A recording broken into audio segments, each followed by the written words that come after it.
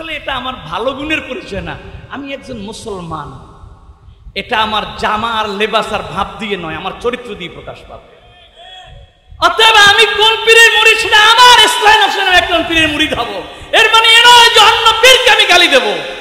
আমি কোন মাযহাবের অনুসারী এটা আমার দ্বীন ও শরীয়ত অনুযায়ী চলার জন্য আমাকে তো একটি মাযহাব ধরতেই হবে, এর মানে এ নয় যে বাকি মাযহাবকে আমি গালি দেব।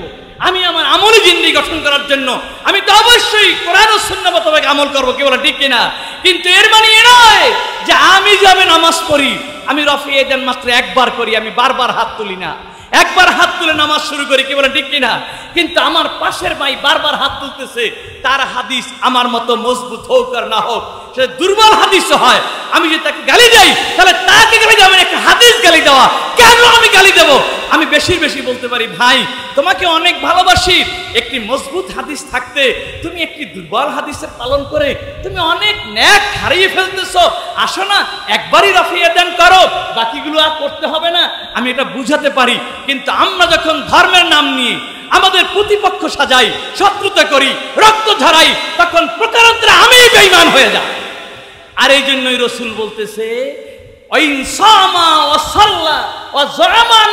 মুসলিমুন, জেনে রাখো লোকটা যদি নামাজিও হয়, রোজাদার হয়, আর নিজেকে পাক্কা মুসলমানও দাবি করে, তারপরও সে জাহান্নামে যাবে একটি অপরাধে, কারণ সে কলেমার যে বিশ্বাস করেছে সেই বিশ্বাস অনুযায়ী তার চরিত্র গঠন করতে পারেনি, সে কলেমার প্রকাশ ঘটাতে পারেনি, তার ইমানি জিন্দিগিতে, আমলি জিন্দিগিতে কলেমার প্রতিফলন ঘটাতে পারেনি। আমরা কি পারবো? ভ্রাতৃত্বের বন্ধনের কথা বলবে, ঐক্যের কথা বলবে, অর্থাৎ কলেমার মূল কথাটা বলবে, তখন তোমাকে সবাই হাসবে যে কলেমা বেটা তুমি একা বোঝো, আর কেউ বোঝে নাই, ওই পিসেব এই করে, ওই পিসেব এই করে, এই হুজুর ওই করে, আর তুমি একা বোঝো কলেমা, তোমার পাত্তা দেবেন। আল্লাহ বলে ওই সাব্বিতা আকদামাকুম, আমি তোমার পদযুগলকে এই আদর্শের উপর এমন দৃঢ় করে দেব, সারা দুনিয়া উল্টে পাল্টে যাবে, কিন্তু তুমি উল্টিবে না, তুমি তোমার আদর্শ নিয়ে বেঁচে থাকবে, এবং তোমার একার দ্বারাই আবার সারা পৃথিবীতে নতুন এক সমাজ কায়েম হবে, অন্ধকার দূরীভূত হয়ে আবার আলোকছটায় ভরে যাবে, আবার দুঃখী মানুষগুলো শান্তির পথ খুঁজে পাবে। এজন্য তোমাকে কোনো দলে ভারী হওয়া লাগবে না, তুমি সংখ্যায় নগণ্য থাকবে, টাকায় দরিদ্র থাকবে, ক্ষমতায় দুর্বল থাকবে, কিন্তু আদর্শে তুমি এমন তেজালা হবে তোমার কাছে সমস্ত মানুষ ফিরে আসতে বাধ্য হয়ে যাবে। নিয়ে আন্তরিকতা নিয়ে কোরআন ও সুন্নাহর কথাগুলো শোনে, তখন আজ হোক কাল হোক একদিন না একদিন তার বিবেক সাড়া দেয় এবং হেদায়েতের পথ তার জন্য উন্মুক্ত হয়ে যায়। অনেক সময় শয়তান আমাদেরকে অসওয়াসা দেয় যে শুনতেছি ঠিক, কিন্তু আমাদের তো কোনো পরিবর্তন হলো না, এটা শয়তানি অসওয়াসা। পরিবর্তন হোক আর না হোক, যারা আদব, ইজ্জত ও মহব্বতের সাথে কোরআন ও সুন্নাহর কথাগুলো শুনতে থাকে, তাদের মরণের আগে হলো হেদায়েত নসিব হয়। আর এই জন্যই আল্লাহ রসুল বলেন আসমাউ আতিউ, তোমরা শোনো, যদি শুনতে পারো তাহলে তোমরা আতিউ, বিবেক অনুযায়ী আমলও করতে পারবে। সুবহানাল্লাহ। আর আল্লাহ পাক বলতেছেন যারা শুনবে তারা মরার আগে হলো বলবে, আমার সাথে পড়েন, সামাইনা ওয়া আতানা গুফরানাকা রব্বানা ওয়া ইলাইকাল মাসির। খোদা জীবনভর শুনেছি, আমল করতে পারি নাই, তাই বলে নিরাশ না হয়ে শুনে যাচ্ছিলাম। আজ তোমার দয়া হয়েছে, আমার মনের পরিবর্তন সূচিত হয়েছে। আমি ঘোষণা করতেছি অতীত জীবনে আমি যা শুনেছি বাকি জিন্দিগিতে আমি সেগুলো সব পালন করব। এমন একটা ঘোষণা শূন্যওয়ালার জবান থেকে আল্লাহ মরণের আগে হলেও বের করে দেবে। শুনে শুনে কালো চুল সাদা হয়ে গেছে, চোখের জ্যোতি ধরে গেছে, গায়ের শক্তি পড়ে গেছে, যেই পাপী সেই পাপী রয়ে গেছেন, এরপরও নিরাশ না হয়ে শুনতে থাকেন। আজ না হয় কাল মরণের আগে হলো আপনার পরিবর্তন এসে যাবে। এই মাইকের আওয়াজ যাদের কাছে পৌঁছতেছে, আমি সকল ভাইদের কাছে মাইক লাগিয়ে আবেদন করব, তোমরা যারা বৃষ্টির ভয়ে ঘরের বাইরে মাথা দিতে সাহস পাচ্ছ না, তোমরা একটু উকি ঝুঁকি দিয়ে দেখো এখানের মানুষগুলো এখনো ভিজে যায় না। তোমরা যারা কষ্টের ভয়ে মাহফিলে এসে বসছো না, একবার না হয় পরীক্ষা করে দেখো এখানে বসার দ্বারা কষ্ট হয় না আরো আরাম, আরো শান্তি অনুভব হয়। একবার তুমি বসে দেখো। আমি বলবো, আমি তো সবসময় বলি যে আমি প্রথাগত নিয়মে আলোচনা করি না। যে কথাগুলো আমি বলার চেষ্টা করি, আল্লাহ পাকের মেহেরবানিতে যে সকল মানুষেরা, সে হিন্দু হোক, সে খ্রিস্টান হোক, সে বৌদ্ধ হোক, সে নামাজি হোক, সে বেনামাজি হোক, সে মদখোর হোক, সে জুয়ারি হোক, মানুষ যদি হয়ে থাকে আর যদি কথাগুলো শোনে, তাহলে তার পরিবর্তন আসবেই আসবে। অতএব যারা জীবনটাকে সুখী করার জন্য, শান্তিময় জীবন গড়ার জন্য, সুখের পরিবার নিয়ে বেঁচে থাকার জন্য পাগল পারা হয়ে গেছে, দিশেহারা হয়ে গেছে, জীবন ওষ্ঠাগত হয়ে গেছে, তোমরা হয়তো বিশ্বাস করবে না যে শান্তি কোত্থেকে আসে। আরে শান্তির মূল কেন্দ্রবিন্দু তো হলেন আল্লাহ। আল্লাহর নাম হলো সালাম। সমস্ত শান্তির মূল কেন্দ্র এই মহা কেন্দ্র, এই অনন্ত শক্তির সাথে, অনন্ত শান্তির সাথে যখন কোনো মানুষের সংযোগ ঘটে, তখন তার শান্তিও সীমাহীন শান্তি আসে এবং অনন্ত শান্তির অধিকারী হয়, যে শান্তি বর্ণনাতীত। আসো গুনাহগার, আসো পাপী, আসো মদখোর জুয়ারি, আসো বেনামাজি, আসো চোর ডাকাত, আমি মাইক লাগিয়ে ওয়াদা করতেছি, আমি তোমাদের পাপগুলো ছাড়তে বলবো না, আমি তোমাদের আরাম আয়েশ বিলাসিতার জীবন ত্যাগ করতে বলবো না, আমি তোমাদেরকে তাবলিগি ভাইদের মতো ঘর বাড়ি ছেড়ে চেল্লায় নামতে ডাক দিব না, আমি পীর সাহেবদের মতো তোমাদেরকে সবকিছু ছেড়ে দিয়ে দরবারে গিয়ে পড়ে থাকার জন্য বলবো না। তোমরা যে পেশায় আছো, যেখানে আছো, সেই কাজগুলোই করবে, কিন্তু সেইখানে বসেও যে শান্তি, অনাবিল শান্তি লাভ করা যায়, তা যদি সেটি প্রমাণ করতে না পারি, ফয়জুর রহমানের কথা বলবে না। আসো একবার দুঃখ কষ্ট মুসিবত মাথায় নিয়ে আল্লাহ আল্লাহ রাসূলের ঘোষিত বেহেশতের বাগানে এসে বসো, আদব ইজ্জত মহব্বতের সাথে কথাগুলো তুমি শোনো, ইনশাআল্লাহ তুমি দুঃখ কষ্ট বিপদ নিয়ে এখানে বসবে, আর ইনশাআল্লাহ সুখের জীবন নিয়ে তুমি বাকি হায়াত অতিবাহিত করে একটি মানুষের জন্য, পরিবারের জন্য দৃষ্টান্ত হয়ে দুনিয়া থেকে বিদায় হও। এটা হাজারো প্রমাণ আপনাদের কাছে আছে। আমার শরীরটা যেহেতু ভালো না, আমি কথা লম্বা চূড়া করব না। এগুলো শুধু আমি কোরআনের আয়াত আর হাদিস দিয়ে, তথ্য দিয়েই প্রমাণ করব না, ইতিহাস দ্বারা প্রমাণিত, বাস্তবতা দিয়ে প্রমাণিত, আপনাদের জীবন দিয়ে প্রমাণিত হবে ইনশাআল্লাহ। অতএব আসুন, আমরা মাঠে বসি আর মসজিদে বসি, যেখানেই বসি, কথা যেহেতু দীর্ঘ হবে না, আমরা যতক্ষণ বসবো একাগ্রতা নিয়ে কথাগুলো শোনার চেষ্টা করো। আল্লাহ তৌফিক দান করো। মুআজ্জাজ হাজিরিন, আমরা এখানে যারা এসেছি সকল, আমি তো আগেই বলেছি, মদখোর জুয়ারি বেনামাজি যা হও, আসো মাহফিলে। আমার এই কথায় যদি এখন আস্থা রাখাও বড় মুশকিল। আলেমে আলেমে এত হানাহানি, পীরে পীরে এত হানাহানি। আমি আমার ছাত্র জীবনের, কর্মজীবনের আগে টাঙ্গাইলের টাউন হলের ভিতরে যে চত্বর আছে, সেখানে একটা মাহফিল করতেছিলাম। তো ঝড়ে কাক মরে, ফকিরের কারামত বাড়ে, একটা কথা আছে না, এইভাবে একটা কিছু ঘটে গেছে। অর্থাৎ সেখানে মুষলধারে বৃষ্টি চলতেছে, আসর থেকে একেবারে টানা এসা পর্যন্ত।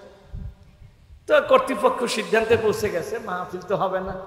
আর নিউ মার্কেটের ভিতরে পানি এমনভাবে জমে গেছে, ড্রেন থেকে নেমেও রাস্তা পাকা, কতগুলো শলার ঝাড়ু এনে রাখেন, আপনারা কিছু স্বেচ্ছাসেবক তৈরি থাকেন যে মুহূর্তের ভিতরে ঝাড়ু দিয়ে এই মাঠটা পানি শুকানোর চেষ্টা করবেন। আমরা যদি পারি এশার নামাজের পর না হয় দুই একটা কথা বলব। তো ঘটনাক্রমে তাই ঘটলো, এশার নামাজের পর মাহফিল শুরু হলো। তো মানুষেরা মাহফিল শুনতে না আসলো যে এ কোন পাগল, সেই বিকেল থেকে মাইক টাইক সব বন্ধ, হঠাৎ করে এসার পর মাইক শুরু হয়ে গেছে। তো কাঁদা কাঁদা অনেক লোকজনও হয়ে গেছে, এত লোক হয়েছে যে ওখানের মাহফিলে এত লোক কখনো হয় না। তা আমিও যোগ্য যে কোপ দিয়েছি, তখন তো যুবক মানুষ, তো আলোচনা এমন জমলো, আমি ভাবলাম যে ঠিক আছে মাগরিব থেকে মাহফিলে আসবা, তা বাদ দিয়ে আসতো এসার পর, তাহলে এটা তো সাইডে দেওয়া যায় না, তো মাহফিল দুই পার্টে হবে। তো আমি যথাসময়ে মাহফিল শেষ করে বললাম যে আপনারা সকালে আসেন অমুক কেন্দ্রীয় মসজিদে, আমি ফজরের নামাজ পড়ব, ফজরের নামাজের পর বাকি কথা হবে, আপনারা আসেন। এটা অবস্থার প্রেক্ষিতে বলেছি, আমি জানি যে মাহফিলে যে পরিমাণ লোক হয়েছে ফজরও তার চেয়ে কম, বেশি ছাড়া কম হবে না, এটা একটা মাহফিলের অবস্থা থেকে বোঝা যায়। তো সত্যি মানুষেরা ফজরের সময় বিভিন্ন দিক থেকে মসজিদের দিকে আসতেছে, আমিও পায়ে হেঁটে মসজিদে যাচ্ছি। তো আমাকে দেখে দূর থেকে কয়েকজন যুবক প্যান্ট শার্ট টাই পরা খুব দ্রুত গতিতে আমার দিকে আসতেছে। আমি একটু দাঁড়িয়েছি, যে অনুভব করতেছি যে আমার দিকেই আসতেছে, আমি দাঁড়িয়েছি। তো বলছে হুজুর একটু দাঁড়ান, হুজুর আমরাও নামাজ পড়তে যাবো, আপনার সাথে যাবো, একটু দাঁড়ান। তা আমি দাঁড়ালাম, তো বলতেছে হাতে কোরআন শরীফ, তো বলতেছে হুজুর এই কোরআন শরীফ নিয়ে বের হয়েছি, আসতে একটু দেরি হয়ে গেছে, আপনার রুমই যাব করে, তো এখন তো মসজিদে আপনি যাচ্ছেন, একটু বলবেন কি আপনি যে রাত্রে কোরআনের আয়াত তেলাওয়াত করেছেন তা কি আসলে কোরআনের ভিতরে আছে? আমি বললাম কেমন প্রশ্ন করতেছে? না হুজুর, এইভাবে একখান আয়াত কোরআনের ভিতরে আছে তা আমাদের এখনো বিশ্বাস হয় না। তো কোরআন নিয়ে এসেছে, আমি অমুক সরকারি কলেজের অধ্যাপক, আমি অমুক অফিসের প্রথম শ্রেণীর কর্মকর্তা, আমি অমুক ৫-৭ জন সুন্দর, তারা প্রত্যেকে পদস্থ। তারা বললো আমরা তো আল্লাহর মেহেরবানিতে, আপনি দেখতেছেন সবাই বিসিএস করা, আমরা অনেক শিক্ষিত, পড়াশোনা করেছি, কিন্তু আপনি কালকের যে আয়াতে কারিমা পড়েছেন তা কি কোরআন থেকে দেখাতে পারবেন? তা আমি বললাম দেখেন, আমি তো সকালে বসার কথা বলেছি, এখন দাঁড়া দাঁড়া নামাজের জামাত ছুটে গেলে সমস্যা হবে, তা আসেন মসজিদে যাই, আমরা মাহফিল শেষ করি, আখিরি মোনাজাত হোক ফজরের পর, তারপর কোরআনের আয়াত যদি নাই থাকে তাহলে তো আমি বিপদগ্রস্ত হব, আপনার সবাই জানাই দেবেন, আর এটা নিশ্চিত থাকেন যেটা কোরআনের আয়াত। তো বিষয়টা কি আজকে 10 বছর পরে বুঝতে পারতেছি, এটা পানি গড়াতে গড়াতে এখন এই পর্যায়ে এসে পৌঁছে গেছে, এখন আর মানুষ আলেমদেরকে বিশ্বাস করে না। কি কথা ঠিক কিনা? পীর সাহেবদেরকে বিশ্বাস করে না। সাধারণ মানুষদের এখন আর আলেমদের প্রতি শ্রদ্ধা আস্থা নাই, পীর সাহেবদের প্রতি শ্রদ্ধা আস্থা নাই। এখন থেকে 100 বছর 500-200 বছর আগেও সর্বশ্রেণীর মানুষ একজন আলেম ওলামাকে যেভাবে ভক্তি শ্রদ্ধা আস্থা ভালোবাসা রাখতো আলেমের প্রতি, আজ একজন পীর সাহেবের প্রতিও তার মুরিদ ছাড়া অন্য মানুষ তার সালামের জবাবও দিতে চায় না। কি বলেন ঠিক কিনা? কেন?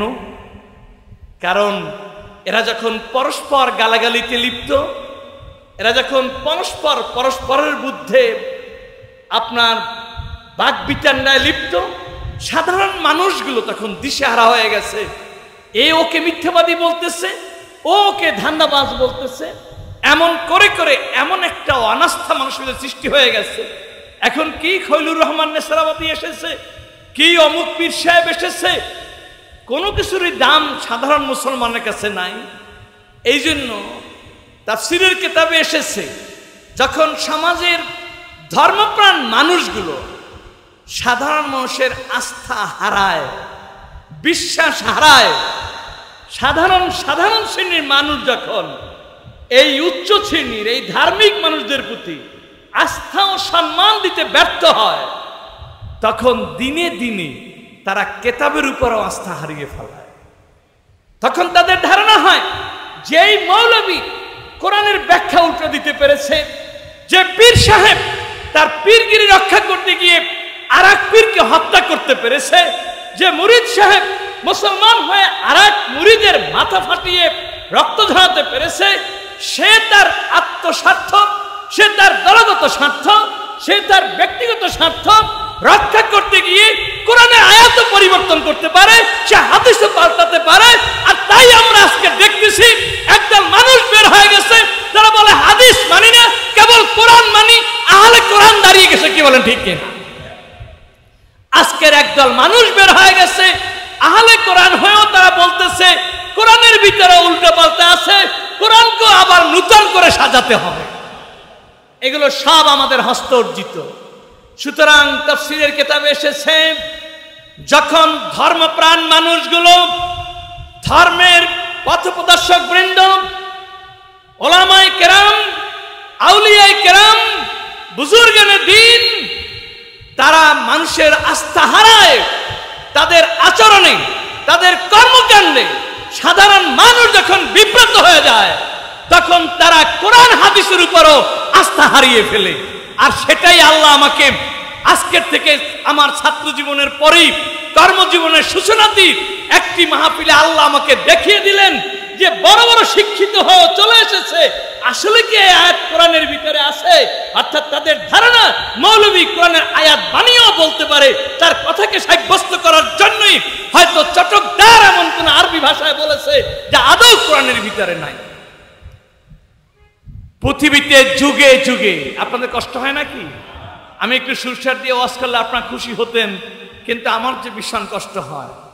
যুগে যুগে পৃথিবীতে এই স্বার্থান্ধ মানুষগুলো, স্বার্থবাদী মানুষগুলো তাদের ব্যক্তিগত স্বার্থে কিংবা দলগত স্বার্থে যখন ধর্মটাকে স্বার্থ উদ্ধারের হাতিয়ার বানিয়েছে, পীরগিরির হাতিয়ার বানিয়েছে, মাদ্রাসা মসজিদ করার হাতিয়ার বানিয়েছে, ধর্মপ্রাণ মানুষগুলোকে তাদের দলগত স্বার্থ উদ্ধারের কিংবা ব্যক্তিগত স্বার্থ উদ্ধারের কাজে অপব্যবহার করেছে, এই স্বার্থ অন্ধ মানুষের কারণে তারা যেমন ব্যক্তিগত স্বার্থ, দলগত স্বার্থের কারণে একই আদর্শের, একই ইসলামের অনুসারী হওয়া সত্ত্বেও একজনে আরেকজনকে সহ্য করতে পারে না, ঠিক তেমনি ভাবে তারা ধর্মটাকে অপব্যাখ্যা দিতে দুঃসাহস করে তাদের ব্যক্তিগত স্বার্থকে রক্ষা করার জন্য।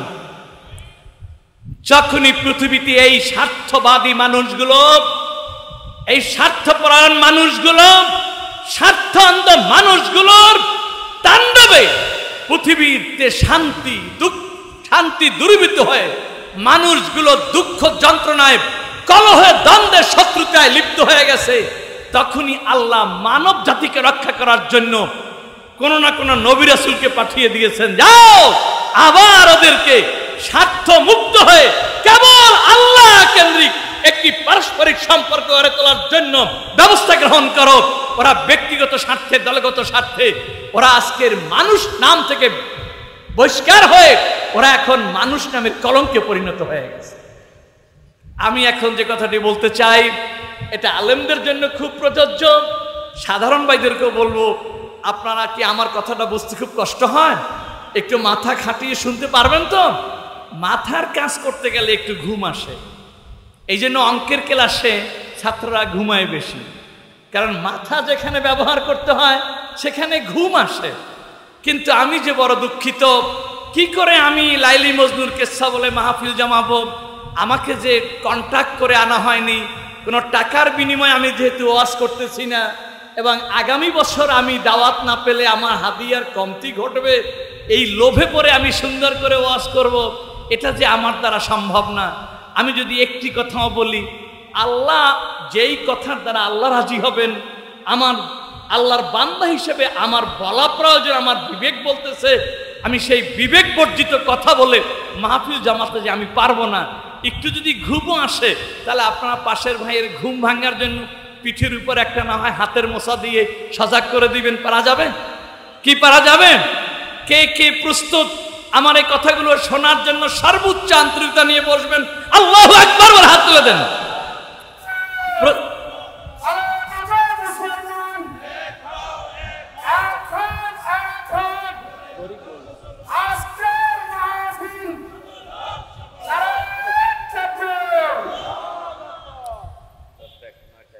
তো যখনই এভাবে পরিস্থিতি অসুবিধা হয় তখন নবী পাঠায়। কিন্তু এইখানে একটি ভেদের খবর মনে রাখবেন, একটি রহস্য।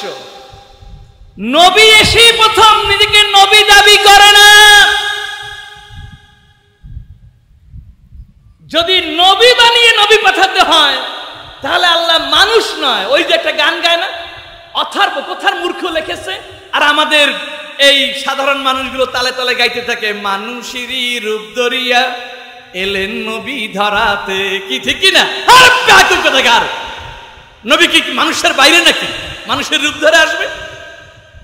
আল্লাহ যুগে যুগে ওই সমাজের, যেই সমাজের মানুষগুলো ধর্মের উপর আস্থাহীন হয়ে গেছে, আলেমদেরকে ত্যাগ করেছে, পীর মাশায়েখদেরকে ত্যাগ করেছে, যা এখন আমরা দেখতেছি, কি বলে ঠিক কিনা? মোটামুটি একটু দাড়ি টুপি জুব্বা হলি, মোটামুটি আলেম নামের একটি খ্যাতি লাভ করতে পারলি, তার দায়িত্ব হয়ে যায় পীরদেরকে গালি দেওয়া, তার দায়িত্ব হয়ে যায় আলেমদেরকে লাঞ্ছিত করা, তার দায়িত্ব হয়ে যায় সমাজ থেকে আলেম ওলামা ইসলামকে লাঞ্ছিত অপমানিত করা। কি বলেন ঠিক কিনা? অতএব আজকের ওয়াজটা এতই অনেক জটিল হলো, এত সহজ যে আমরা সেই ইতিহাসের সেই হাজার বছর, হাজার হাজার শত শত হাজার হাজার বছর পূর্বের যে কথাগুলো আমরা কোরআনের থেকে জানতে পারি, তার বাস্তবতা আজ আবার শুরু হয়ে গেছে। সেই এখন আর কোরআনের তথ্য নয়, এবং কোরআন এবার বাস্তবতার কথাই বলতেছে। মনে হয় যেন কোরআন আমাদেরকে দেখে নাজিল হয়েছে। কি বলেন ঠিক কিনা?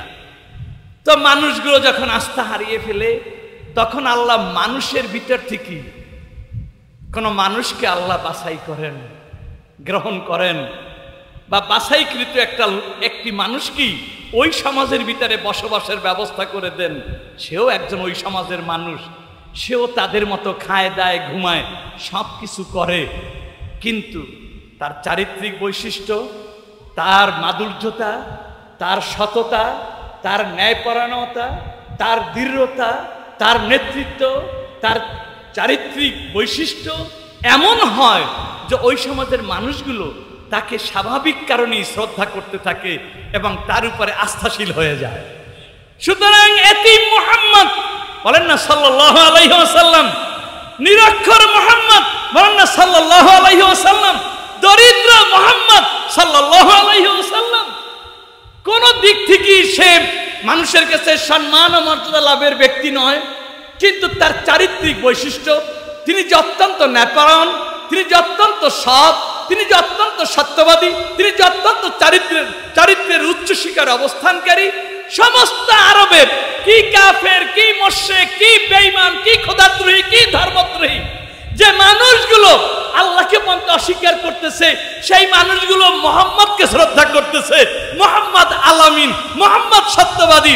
পুরো বৃদ্ধ বৃদ্ধ মানুষগুলো, সমাজের বিশিষ্ট শ্রেণীর মানুষগুলো যেই ব্যাপারে সিদ্ধান্তে পৌঁছতে পারে না, মানুষগুলো গিয়ে বলেন ওই কিশোর মুহাম্মদকে বলো, সে যা সিদ্ধান্ত সেটাই মেনে নিব, কারণ সে কখনো পক্ষপাতী করবে না, সে কখনো ব্যক্তিগত স্বার্থে তার নিজস্ব মতকে খাটাবে না, সে আমাদের দুঃখটা বুঝবে, আমাদেরটা কি প্রাধান্য দেবে। সুতরাং মুহাম্মদ যখন নবী নামে আখ্যায়িত হননি, তখনই আরবদের নেতা হয়ে গেছেন। বলেন সুবহানাল্লাহ।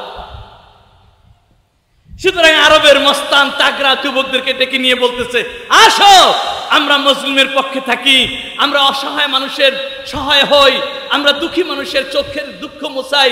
হিলফুল ফুজুল নামের সংগঠন ছিল যেটা, এটা দিনে দিনে তিনিই প্রধান হয়ে গেলেন। কথাটা একটু ঘুরিয়ে বলেছি, এটা ওলামায়ে কেরাম তাহকিক করে নেবেন, আমি এই সমস্ত বেহুদে কথা কই এখন সময় নষ্ট করব না। তো যে কথা বলতেছিলাম, সাধারণ মানুষগুলো এবার মুহাম্মদ রাসূলুল্লাহ সাল্লাল্লাহু আলাইহি ওয়াসাল্লামের উপরে এমন আস্থাশীল হয়ে গেলেন, এমন বিশ্বাসী হয়ে গেলেন। এবার নবীজি ডাকলেন, আসো তোমরা পাহাড়ের পদদেশে দাঁড়াও, আমি কিছু কথা বলবো। নবী এবার পাহাড়ের চূড়ায় বসে আগত সমস্ত আরবদেরকে লক্ষ্য করে বলতেছেন যে আমি যদি বলি এই পাহাড়ের পিছনে বাঘ বসে আছে, সিংহ বসে আছে, তোমাদেরকে খেয়ে ফেলবে, তোমরা কি বিশ্বাস করো? সবাই সমস্যারে বলে উঠলেন, না, বিশ্বাস না করার প্রশ্নই আসে না। মুহাম্মদ বলবে, মুহাম্মদ যদি এখন দিনটাকে রাত বলে তাও আমরা বিশ্বাস করি, কারণ মুহাম্মদ কথা ঘুরাতে পারে না, সে মিথ্যা বলতে পারে না, সে সহ্যতুরি জানে না, সে কখনো তার ব্যক্তিগত স্বার্থে কিংবা দলগত স্বার্থে, ফেরকাই কিংবা গোষ্ঠীগত স্বার্থে কথা বলে না। সে হতে পারে কুরাইশ, কিন্তু অকুরাইশদেরকেও তার কাছে সমান স্থান। সে হতে পারে আরবের একটি বিশেষ গোত্র, কিন্তু অন্য গোত্র তার কাছে সমান নিরাপত্তা। সুতরাং মুহাম্মদ তুমি যা বলো সব মানি। এইবার কিন্তু মুহাম্মদ যখন সুযোগ পেয়ে বলতেছে আমি আল্লাহর নবী, আমার উপর কোরআন নাযিল হয়েছে, তখন কিন্তু সবাই স্বীকার না করলো, আরবের ভিতরে হালচাল শুরু হয়ে গেছে যে মুহাম্মদ মিথ্যা বলতে পারে না। অর্থাৎ এইবার মুহাম্মদ রাসূলুল্লাহ এতদিনের সমাজ নেতা, এতদিনের সমাজের বিশ্বস্ত ব্যক্তি, এইবার নবী নামে যখন আখ্যায়িত হয়ে গেল, তখন যেই মানুষগুলো নবীদেরকেও মারিয়ে ফেলাইছে, স্পষ্ট কনসায়াত আল্লাহ বলতেছে ইউকতালুনান নাবিয়িনা বিগাইরি হক। বনি ইসরাইল জাতি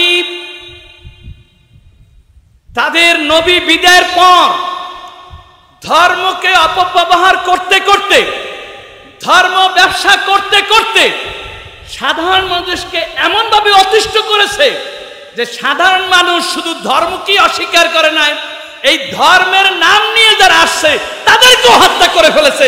আল্লাহ নিজে বলতেছে ইউকতালুনান নাবিয়িনা বিগাইরি হক। ওই বনি ইসরাইলের জাতিরা অতিষ্ঠের এমন চরম পর্যায়ে পৌঁছেছিল যে তাদের হাতে 100-এর উপরে নবী নিহত হয়ে গেছেন, শাহাদাত বরণ করেছেন। তারা 100-এর উপর নবীকে কতল করেছে, জবাই করেছে। আল্লাহু আকবার, নাউযুবিল্লাহ।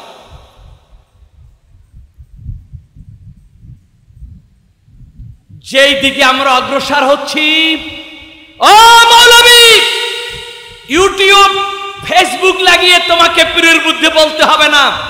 যে সমাজ তোমরা এতদিনে তৈরি করেছো, এই সমাজে তোমাদেরকে হত্যা করার জন্য বহিরঙ্গন থেকে কিংবা ধর্মের বাইরের অন্য লোক আনতে হবে না।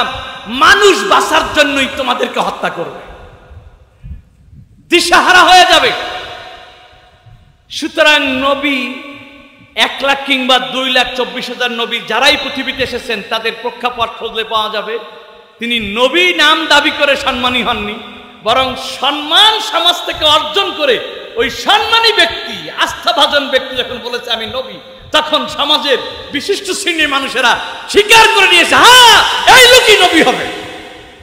এবার নবী হয়েও কিন্তু কেতাব সামনে আনে না, কারণ মানুষগুলো সন্দেহ হয়ে গেছে। মানুষেরা নবী বলুক আর আলেম বলুক, সবারই কিছু ব্যক্তিগত স্বার্থ আছে। নবী বলছে এখনই বোধহয় কোন আকাম করিয়ে বইতে পারে নবী সাজ্জা, তো আবার এখনো কেতাব নিয়ে আসে না। যখন এইবার নবীর অনুসারী কিছু লোক তৈরি হয়ে গেছে, তখন বলে আমি থাকবো না, তোমরা থাকবে। তোমরা কি করে চলবে? এতদিন আমাকে অনুসরণ করে যেমন করে চলেছো সেখান থেকে বিচ্যুত না হও, এজন্য আল্লাহ কেতাব পাঠিয়েছে। এবার নবী যে কেতাব হাজির করেছে মানুষেরা সেটাও বিশ্বাস করেছে। সেই শুভ দিন আমরা হারিয়ে ফেলেছি, যখন আরবের মানুষগুলো বাবা হয়ে সন্তানকে হত্যা করত। সামান্য একটা উটের রশি, কার উটের রশি, দড়ি, উটের গলায় যে দড়ি দিয়ে পারলে এই রশিটা কার উটের, তা নিয়ে 11 জন পর্যন্ত নিহত হয়ে যাচ্ছে। পুষ্কুনির কোন তীরে কোন গোত্রের উটে পানি খাবে তা নিয়ে 11 বছর যুদ্ধে লিপ্ত হয়েছে। যখন আরবের মানুষগুলো কার বাড়িতে কবর বেশি তার কাছেই মেয়ে দেওয়া যায়, কারণ সেই বীর, সেই বংশই অত্যন্ত যোদ্ধা, এদের কাছে মেয়ে দিলে তার নিরাপত্তা ও তার শান্তি রক্ষিত হবে। সুতরাং যখন মাস্তানি আর ডাকাতি আর শয়তানিকে সভ্যতার মাপকাঠি বানানো হয়েছিল যেই জাতি, সেই জাতির কাছে নবী মুহাম্মদ রাসূলুল্লাহ সাল্লাল্লাহু আলাইহি ওয়াসাল্লাম এসে এমন একটা আদর্শের প্রতীক হয়ে দাঁড়ালেন, মানুষগুলো দেখলো না শান্তি ওখানে নয়, শান্তি কেবল নবী মুহাম্মদ রাসূলুল্লাহ সাল্লাল্লাহু আলাইহি ওয়াসাল্লামের চরিত্রে চরিত্রবান, তার আদর্শে আদর্শবান, তার নীতিতে নীতিবান হওয়া, এর ভিতরেই শান্তি। আর সারা পৃথিবীবাসীকে মুসলমান দেখিয়ে দিল, দেখো শান্তি কাকে বলে, শান্তি কিভাবে লাভ করতে হয়। বিশ্ববাসী এটা জানার কারণে দেখা গেল যখন রাসূলের দাওয়াত এই আমাদের মুলুক পর্যন্ত আসে নাই, এই বাংলাদেশ পর্যন্ত আসে নাই। আপনারা কি জানেন রসুলের জামানায় এই ভূখণ্ডের রাজা ছিলেন কে?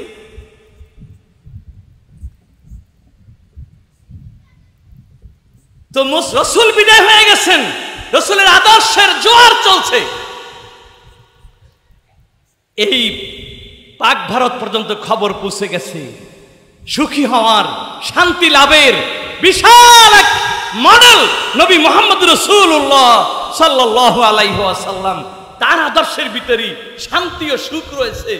মানুষগুলো উন্মুখ হয়ে গেছে জালেমদের হাত থেকে বাঁচার জন্য, স্বার্থ অন্ধ মানুষের হাত থেকে বাঁচার জন্য মানুষগুলো উন্মুখ এই ভূখণ্ডের। আর যখন এই ভূখণ্ডের মানুষগুলো নির্যাতন অত্যাচারে অতিষ্ঠ, তখন এখানে রাজত্ব চালাতেন লক্ষণ সেন নামের এক চরম দুরাচারী জালেম রাজা। নামটা কি বলতে পারবেন? কি রাজা বলেন? লক্ষণ সেন। বলেন কি রাজা? এত পাওয়ারফুল রাজা ছিল। এখানে যারা শিক্ষিত তারা বুঝবেন যে যখন তার আশেপাশের অন্য রাজারা সীমিত কিছু সৈন্য নিয়ে 10,000, 20,000, 50,000, 1 লাখ সৈন্য নিয়ে রাষ্ট্র পরিচালনা করতেন, তখন লক্ষণ সেনের 3 লক্ষ সৈন্য ছিল। এত পাওয়ারফুল সে রাজা ছিল যে তার প্রভাবে অন্য রাজারাও কম্পিত ছিল। কিন্তু এই লক্ষণ সেনের মতো রাজাও সৈন্য সামন্ত সহ দেশ ছেড়ে পালিয়ে যেতে বাধ্য হলো। মাত্র 17টা মুসলমান আগমন করেছে এক সংবাদে। লক্ষণ সেনের মতো এত বড় প্রতাপশালী রাজাও নাস্তা নাবুদ হয়ে এই বঙ্গভূমিতে প্রথম কলেমার ঝান্ডা, প্রথম ইসলামের বিজয় নিশান উড্ডীন করেছিল ইখতিয়ারউদ্দিন মোহাম্মদ বিন বখতিয়ার খিলজির নেতৃত্বে মাত্র 17টা যুবক। আল্লাহু আকবার।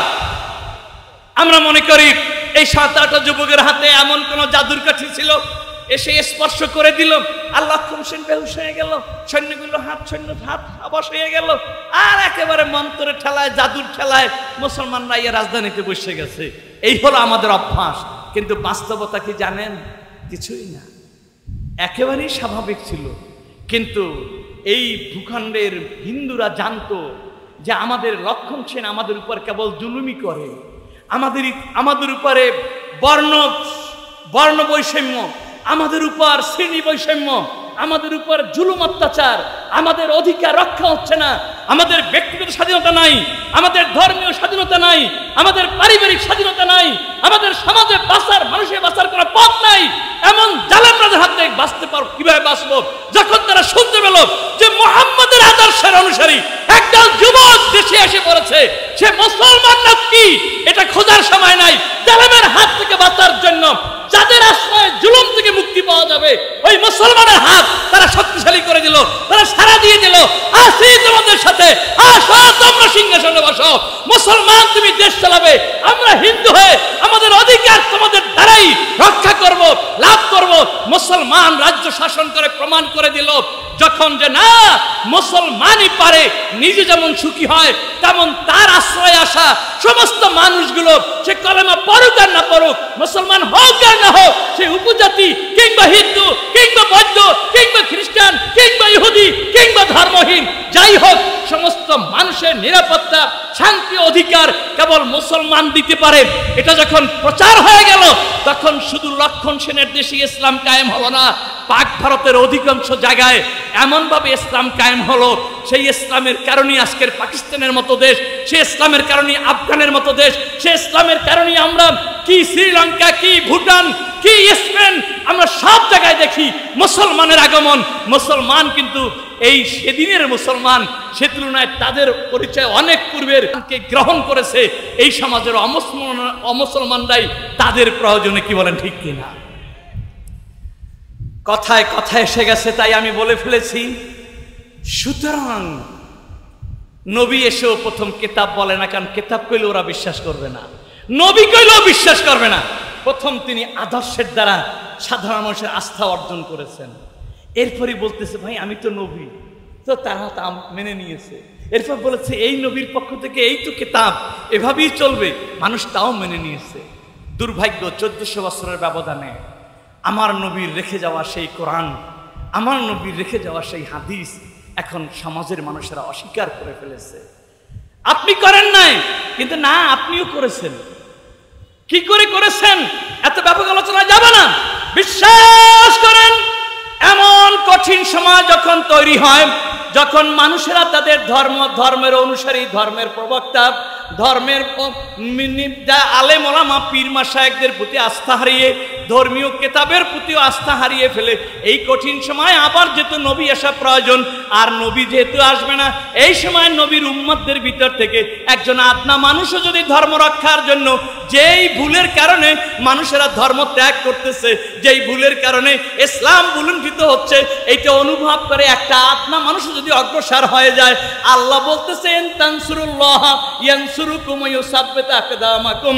জেনে রাখো, জেনে রাখো, আমি আল্লাহ তোমাদেরকে জানিয়ে দিচ্ছি। এখানে আল্লাহ বলছে না ও সমাজের নেতৃস্থানীয় ব্যক্তিরা, তোমরা যদি আমার ইসলাম রক্ষার জন্য এগিয়ে আসো, ও ধনাঢ্য ব্যক্তিরা তোমরা মসজিদে এসি লাগাই দিয়া মানুষের আরাম আরাম আর সুখের পথ দেখাইয়া তারপর মসজিদে আইনে ইসলাম রক্ষা করার জন্য চিন্তায় বসে থাকো। আল্লাহ বলতেছে না না, এমন কারো নাম আল্লাহ বলতেছে না, পীর সাহেবদেরকেও লক্ষ্য করে বলছে না, আলেমদেরকেও লক্ষ্য করে বলছে না। আল্লাহ একভাবে সাধারণভাবে আল্লাহ বলতেছে এন তানসুরুল্লাহ, কে আছো কোথায় ইসলামের দাবিদার, ইসলামের সামান্য মমতা তোর দিলের ভিতরে আছে, তুই চাও একটা সুখী জীবন নিজে যাপন করবে, এবং তোমার কারণে তোমার পরিবার, তোমার সমাজ, তোমার দেশ ওভাবে ইতিহাস দ্বারা যেটা প্রমাণিত। আর আমি খলিল নিজের চোখে আমার বাবার জীবনকে দেখেছি, কেমন করে ব্যক্তি জীবনে সুখী হয়েছে, কেমন করে পারিবারিক জীবনে সুখী হয়েছে, কেমন করে সে তার গোটা জিন্দিগিকে সুখময় করেছে, এটা আমার নিজের চোখে দেখা। অথচ তার এক কাঠা জমি ছিল না, নিজে বাস করার মতো একটা ঘর ছিল না, জীবনে একটা ব্যাংক অ্যাকাউন্ট ছিল না, কিন্তু এই মানুষটি, কপটদোষশূন্য মানুষটি কেমন করে অনাবিল সুখের অধিকারী হয়েছিল। যদি আপনাদের বিশ্বাস না হয়, আমি এখানে বসে কথা বললে আপনারা মনে করবেন যে আমি বাবার পরিচয় বোধহয় প্রচার করার জন্য বসে গেছি। আপনারা না হয় নেসারাবাদ দিয়ে খুঁজে আসবেন, আমি যদি কোনো অতিরিক্ত বলে থাকি আমাকে না হয় শুধরিয়ে দিয়ে আসবেন। জেনে রাখেন কেমন করে মানুষ ইসলামের আদর্শে সুখী হয়, তা যেমন ইতিহাসে পড়েছি, আমরা ইসলামের ইতিহাস থেকে শুনেছি, তেমন নিজের চোখেও দেখার সুযোগ পেয়েছি। আর আপনাদের দ্বারাও আবার সেই ইতিহাস রচিত হবে। কায়েদে নাই, কিন্তু কায়েদ যে দৃষ্টান্ত রেখে গেছে, সেইটা যে তরিকার, যে সিলসিলার, যে মযহাবের হোক, পাঁচকল্লি হোক আর গোল টুপি হোক, দাঁড়াইয়ে মিলাদ হোক আর বৈশা মিলাদ হোক, চিশতি হোক আর কাদরি হোক, হানাফি হোক আর শাফি হোক, এর বাইরেও যারা মুসলমান দাবি করে, আমি তাদেরকেও আমার কথা দিয়ে বাদ দিচ্ছি না। কিন্তু আমি যদি তাদের নামগুলো মুখে নেই, তাহলে আপনাদেরকে আরো অনেক কথা বলতে হবে, না হয় ভুল বোঝাবুঝি সৃষ্টি হবে। আমি এজন্য তাদের নাম নিলাম না। জেনে রাখো, যারা এই জমিনে মুসলমানি দাবি করে, তারা প্রত্যেকে বুঝতে সক্ষম হবে যে না, যে ইসলাম পৃথিবীতে শান্তি কায়েম করেছিল, সেই ইসলাম আজও আছে, আজও পৃথিবীতে শান্তি কায়েম সেই ইসলামের দ্বারাই হওয়া সম্ভব।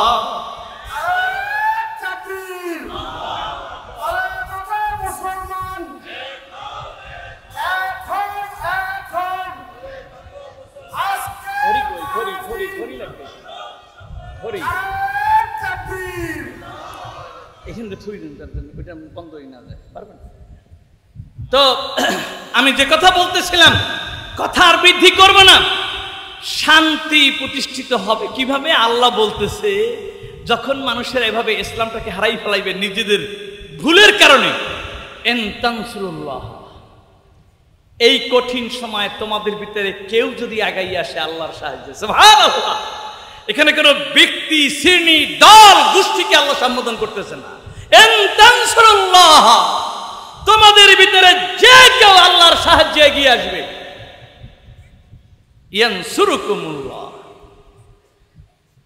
তাকেই আল্লাহ সাহায্য করবে। সুবহানাল্লাহ। যিনি হাত বাড়িয়ে দেবে, আল্লাহ তারই হাত এগিয়ে নেবেন, আল্লাহ তারই হাতকে কুদরতি হাতে তারা ধরে নেবেন। আমি জিজ্ঞাসা করি, যখন সারা দুনিয়া থেকে ইসলাম বিদায়ের পথে, যখন আমাদের বাংলাদেশের সামনে এক কঠিন বিপদ অপেক্ষা করতেছে, এখানে উদির পিণ্ডি বুদুর ঘাড়ে দেওয়ার কোনো সুযোগ নাই। আমরা যদি বলি সরকারকে দায়ী করি, সেটা আমাদের নির্বুদ্ধিতেরই কারণ হবে। সরকারও আমাদের একজন, অতএব কে দায়ী সেটা আলোচনা সাপেক্ষ বিষয়, সেটা এক কথায় জবাব দেওয়া যাবে না। তবে এ দায় থেকে আমাদের পীর মুক্ত নয়, আমাদের আলেম মুক্ত নয়, একথা আমরা নির্দ্বিধায় বলতে পারি। সুতরাং আল্লাহ বলতেছে ইনতানসুরুল্লাহ ইয়ানসুরুকুম, যদি তোমরা কেউ আগাই আসতে পারো আমি আল্লাহর দ্বীনকে রক্ষা করার জন্য। আল্লাহ বলতেছেন তোমাদের ভিতরে কেউ আসো কিনা এভাবে আগাই আসার। আমি জিজ্ঞাসা করি, আপনারা কি চান এই জমিনে ইসলাম থাকুক? এই অশান্ত সমাজে শান্তি প্রতিষ্ঠিত হোক? কে কে চান? এখানের মানুষগুলো কোরআন ও হাদিসের উপরে আস্থাশীল হোক, বিশ্বাসী হোক, এটা কি চান? এখানের মানুষগুলো আবার কোরআন হাদিসের অনুরক্ত ভক্ত, কোরআন হাদিস নিয়ে যারা পথ দেখায় সেই ওলামায়ে কেরামকে মাথায় তুলে নিক শ্রদ্ধায়, এটা কি চান? পীর মাশায়েখদের সম্মান ইজ্জত এই সমাজে আবার প্রতিষ্ঠিত হোক, এটা কি আপনারা চান? তাহলে আপনার ঠিকানা আমার জানার প্রয়োজন নেই, আমার মাওলা জেনে নিবি। মাওলা বলতেছে ইনতানসুরুল্লাহ, তুমি যদি আল্লাহর সাহায্যে এগিয়ে এসো, ইয়ানসুরুকুম, আমি আল্লাহ তোমাকে সাহায্য করব। এটা ছিল সমান সমান, কিন্তু আল্লাহর জন্য তা শোভনীয় নয়। অতএব আল্লাহ বলতেছেন ওয়ুসাব্বিত আকদামাকুম, তুমি আমাকে সাহায্য করেছো, আমিও তোমাকে সাহায্য করি। এতটুকুই নয়, বরং তুমি সংখ্যায় নগণ্য হয়ে গেছো। তোমার কথা এখন পীর বোঝে না, তোমার কথা এখন আলেম বোঝে না, তোমার কথা এখন সমাজ বোঝে না। আপনি যখন আমি আজকে যে কথাটি বলতে চাই, ইনশাআল্লাহ যারা ধরে ধরে বসে থাকবেন তাদের ইনশাআল্লাহ সমাধান পেয়ে যাবেন। আমরা যে কথাটা বলতে চাই সে কথাটা যখন কেউ বোঝে না, তখন আপনিও যখন বুঝতে চান, তখন আপনাকে আপনার বিবি হাসে, আপনার ছেলে অসহযোগিতা করে, আপনার সমাজ বলে এটা কি করে হয়। এভাবে দল থাকবে, মত থাকবে, সিলসিলা থাকবে, মজাব থাকবে, তারপর আবার কেউ কেউ বিরুদ্ধে বলবে না, সবাই সবাইরে আপন করে নেবে, কলেমাকে মুসলমান এক হও, আল ইত্তেহাদ মাল ইখতিলাফ, মতভেদ সহ আবার একটা সম্পর্ক জুড়ে দেওয়া যায়। এটা যখন বলতে যাদের আপনাকে হাসে, আপনাকে অপবাদ দেয়, কি বলেন ঠিক কি না? কারণ আপনি সংখ্যায় কমে গেছেন, এখন ওই পাগলের দলে সংখ্যায় বেড়ে গেছে। যে যত গালাগালি পারে সে তত বড় হুজুর, কি বলেন ঠিক কি না? দেখছেন ইমানি জজবা কি? ওরে বাবা, এই হুজুররা মিষ্টি খাওয়া হুজুর, জিলাফি খাওয়া হুজুর, সুযোগবাদী হুজুর, খালি সরকারের পক্ষে কথা বলে, যেখানে সিন্নি আছে সেখানে হাজির হয়, যেখানে লাঠি রেখে পালাইয়ে যায়। এভাবে বলার মতো বক্তা আছে কিনা কথা বলেন তো? ঠিক এই সমাজে আপনাদের কাছে জিন্দাবাদ পায় কে? যে ইসলামের নাম নিয়ে অনইসলাম বললিয়া, আগুন ধরাইয়া, মুসলমানের 12টা বাজাইয়া বেঈমান সমাজ গঠন করার কাছে যে রসদ যোগাইছে, সে হইছে ইমানদার, সে হইছে তাকওয়া, সে হইছে জিহাদি হুজুর। এবার কে হুজুর মা আপনি একটু জিহাদি ওয়াজ করিয়েন, কি বলেন ঠিক কি না? তোদের জিহাদি ওয়াজের রেজাল্ট হইল এই, যখন যেই জমিনে একজনও মুসলমান ছিল না, সেই জমিনে 97% মুসলমান আজকের হয়েছে। আবার তোমাদের অপকর্মের কারণে সেই জমিন থেকে এখন 10% খাঁটি মুসলমান নাই। যা আছে মুসলমান নাম দিয়ে, তাদের ভিতরে 60% মানুষ নামাজ পড়ে না। যা আছে এখনো মুসলমান দাবি করে, তার 60% মসজিদে আসে না। আর যে 40% মসজিদে আসে, তাদের ভিতরে 10% কেবল ইসলাম পুরো মানে, আর বাকি 30% ইসলাম সুবিধা অনুযায়ী গ্রহণ করে। অসুবিধা থাকলে সমস্যা হয় না, তার ঘুষ খাওয়া লাগবে, তখন আর ওই ঘুষের ফতুয়া সে দেয় না। হারাম খাইতে হবে তখন আর ঝামেলা হয় না, সুদ খাইতে হবে তখন আর ঝামেলা হয় না। তার ধর্ম তাকে কোনো অপকর্ম থেকে ফিরাতে পারে না, অর্থাৎ সে ধর্ম মানে না, সে কিছু ধর্মের আচরণ মানে। এখন আপনি হিসেব করেন কয়জন মুসলমান আছে? তোমাদের দ্বারা ইসলামের এই অবস্থা হয়েছে। তা আল্লাহ বলতেছে ভয় নাই, মানে আলহামদুলিল্লাহ। আপনাদেরকে আল্লাহ বলতেছে ভয় নাই। তুমি যদি ওই পরিবারের কর্তা ব্যক্তি না হয়ে যে চাকরও হয়ে থাকো, তুমি যদি ওই সমাজের বিশেষ ব্যক্তি না হয়ে একজন চতুর্থ শ্রেণীর কর্মচারী হয়ে থাকো, আপনারা কি শোনেন নাই এই করোনার আগের বছরই চীনের মতো জায়গায় একটা যে ঘরের ভিতরে মহিলারা কাজ করে, তাদেরকে কি বলে? হ্যাঁ, গৃহকর্মী মেয়ে হইলে কাজের বুয়া। এই আপনাকে দেখেন নাই পত্রিকায়, চীনের এক কাজের বুয়ার মাধ্যমে প্রায় 300-র উপরে অমুসলমান ইসলাম গ্রহণ করেছে, নাস্তিকরা ইসলাম গ্রহণ করেছে। ইউসুফ কারজাবির মতো আলেমকে দাওয়াত দিয়ে নিয়ে আনুষ্ঠানিকভাবে সেই মহিলার হাত থেকে প্রত্যেককে পুরস্কৃত করা হয়েছে, সেই নমুসলিমদেরকে একটা কাজের বুয়া। আরে আল্লাহ আছে, আল্লাহ মিথ্যা বলে না। আল্লাহ বলতেছে তোমাকে যদি কেউ পাত্তা নাও দেয়, কারণ তুমি এমন কথা বলতেছো এখন আর এ সমাজে খায় না। আমাদের নোমানী সাহেব হুজুর ভাবতেই পারে যে এই ওয়াজ করে এখন আর আমাদের পেটের ভাত হবে না, সুতরাং জাগাও, এখনই এমন একটা ওয়াজ করো যে ওয়াজে সকালবেলায় দাঙ্গা শুরু হয়, রক্ত ঝরে এবং প্রমাণিত হয় কার দলে লোক বেশি, পাওয়ার কার বেশি। এবং সকাল 10টা আমরা শুনবো মারামারিতে সিজিএস কলোনির বিজয়ী হয়ে গেছে ইমাম সাহেবের পক্ষের লোকেরা, মুয়াজ্জিনের লোকগুলো সদল বলে আহত হয়েছে, নিহত হয়েছে, পালিয়ে গেছে ময়দান থেকে। তাহলে আমরা ইমাম সাহেবকে এসে পুষ্পমাল্যে ভূষিত করব, জিন্দাবাদ আমাদের খতিব সঠিক। কি বলে ঠিক না? না না, আল্লাহ বলতেছে তুমি যখন এই ভ্রাতৃত্বের বন্ধনের কথা বলবে, ঐক্যের কথা বলবে, অর্থাৎ কলেমার মূল কথাটা বলবে, তখন তোমাকে সবাই হাসবে যে কলেমা বেটা তুমি একা বোঝো, আর কেউ বোঝে নাই, ওই পিসাব এই করে, ওই পিসাব এই করে, এই হুজুর ওই করে, আর তুমি একা বোঝো কলেমা, তোমার পাত্তা দেবেন। আল্লাহ বলে ওই সাব্বিত আকদামাকুম, আমি তোমার পদযুগলকে এই আদর্শের উপর এমন দৃঢ় করে দেব সারা দুনিয়া উল্টে পাল্টে যাবে, কিন্তু তুমি উল্টিবে না, তুমি তোমার আদর্শ নিয়ে বেঁচে থাকবে এবং তোমার একার দ্বারাই আবার সারা পৃথিবীতে নূতন এক সমাজ কায়েম হবে, অন্ধকার দূরীভূত হয়ে আবার আলোকছটায় ভরে যাবে, আবার দুঃখী মানুষগুলো শান্তির পথ খুঁজে পাবে। এজন্য তোমাকে কোনো দলে ভারী হওয়া লাগবে না, তুমি সংখ্যায় নগণ্য থাকবে, টাকায় দরিদ্র থাকবে, ক্ষমতায় দুর্বল থাকবে, কিন্তু আদর্শে তুমি এমন তেজালা হবে তোমার কাছে সমস্ত মানুষ ফিরে আসতে বাধ্য হয়ে যাবে। আমি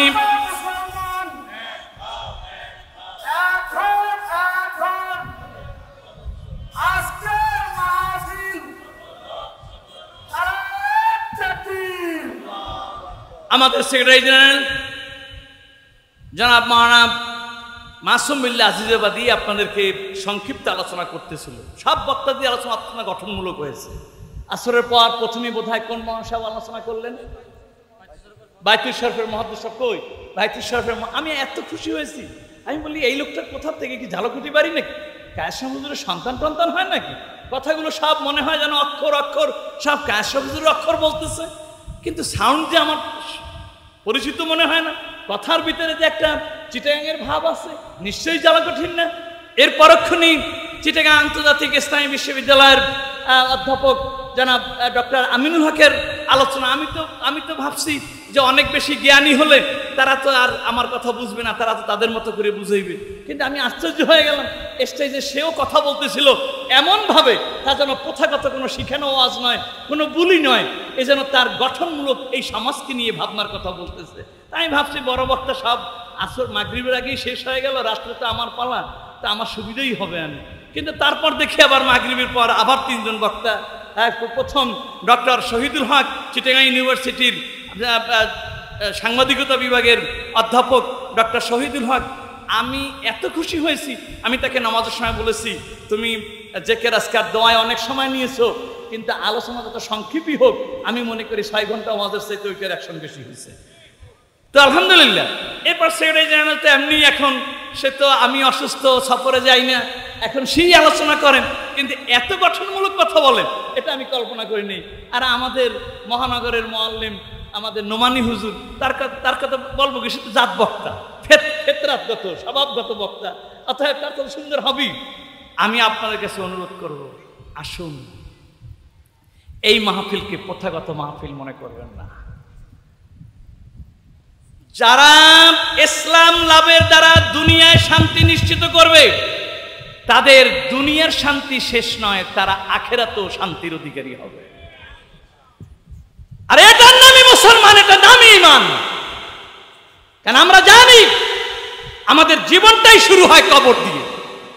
আমরা জানি আমাদের স্রষ্টাকে, সবার জোরে বলতে হবে আমাদের স্রষ্টাকে, আরো জোরে বলতে হবে স্রষ্টাকে। কি সন্দেহ আছে? কি সন্দেহ আছে? আমাদের খাওয়ায় কে, বাসায় কে, মারে কে, ধনী করে কে, গরিব করে কে, সুখী করে কে, অসুখী করে কে, বিজয়ী করে কে, পরাজিত করে কে? সব কিছু ক্ষমতা কার কাছে? হায়াত, মওয়াত, রিজিক, দৌলত সব ক্ষমতা কার কাছে? এই বিশ্বাসে কোনো সন্দেহ আছে? কার কার এই বিশ্বাস? আল্লাহু আকবার বলে হাত তুলে দেন। কি সবাই বিশ্বাস ঠিক? বিশ্বাস ঠিক? এই কারণে আল্লাহ এই সব কিছুর ক্ষমতা তার কাছে আছে, এটা বান্দার বিশ্বাস আছে কিনা বোঝার জন্যই আল্লাহ রোহের জগতে সৃষ্টি করার পরই আমাদেরকে এই দুনিয়ার জগতের মতো আরেকটা জগতে রেখেছিলেন। সৃষ্টি করে আমাদেরকে দুনিয়ার জগতে পাঠালেন না, আমাদেরকে রেখে দিলেন রোহের জগতে, আত্মার জগতে। কোন জগতে বলেন? সবার বলতে হবে, মুখস্থ করতে হবে। কোন জগতে? কোন জগতে? মানুষগুলোকে আল্লাহ বললেন যে তোমরা এখানে অনন্তকাল থাকতে পারবে না, অনন্তকালে থাকার জন্য পরকালের জগতে আসতে হবে। অতএব যাও, তোমরা আমার কাছে অনন্তকাল থাকার জন্য তোমরা আমাকে কেমন ভালোবাসো, তোমরা আমার কতটুকু ভালোবাসার যোগ্যতা রাখো তা প্রমাণ করে আসতে হবে। যাও, তোমাদেরকে এখন রোহের জগৎ বাদ দিয়ে একটু যেতে হবে তোমাদেরকে দুনিয়ার জগতে। মানুষ আসতে চায় না। অনেক কথা কোরআনের ভিতরে এ নিয়ে শতাধিক আয়াত নাযিল করেছেন আল্লাহ। অনেক কথা এখন বলবো না, আর অল্প সময়ের ভিতরে শেষ করে দিব। আপনাদের কষ্ট হয় বোধ হয়। আপনারা খুব আন্তরিক হয়ে গেছেন।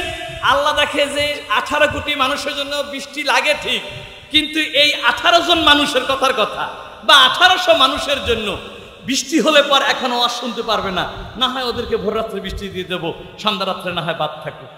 এভাবেই কোনো ফয়সালা হয়তো আল্লাহ করেছেন। অর্থাৎ জেনে রাখবেন, একজন মুমিনের জন্যই तमाम পৃথিবীর নিয়ামত বরাদ্দ হবে যদি মুমিন সত্যিকারী মুমিন হতে পারে। আর কোটি কোটি মুনাফিক নামাজি তাহাজ্জুদ গুজারের জন্য কোনো দয়া আসবে না।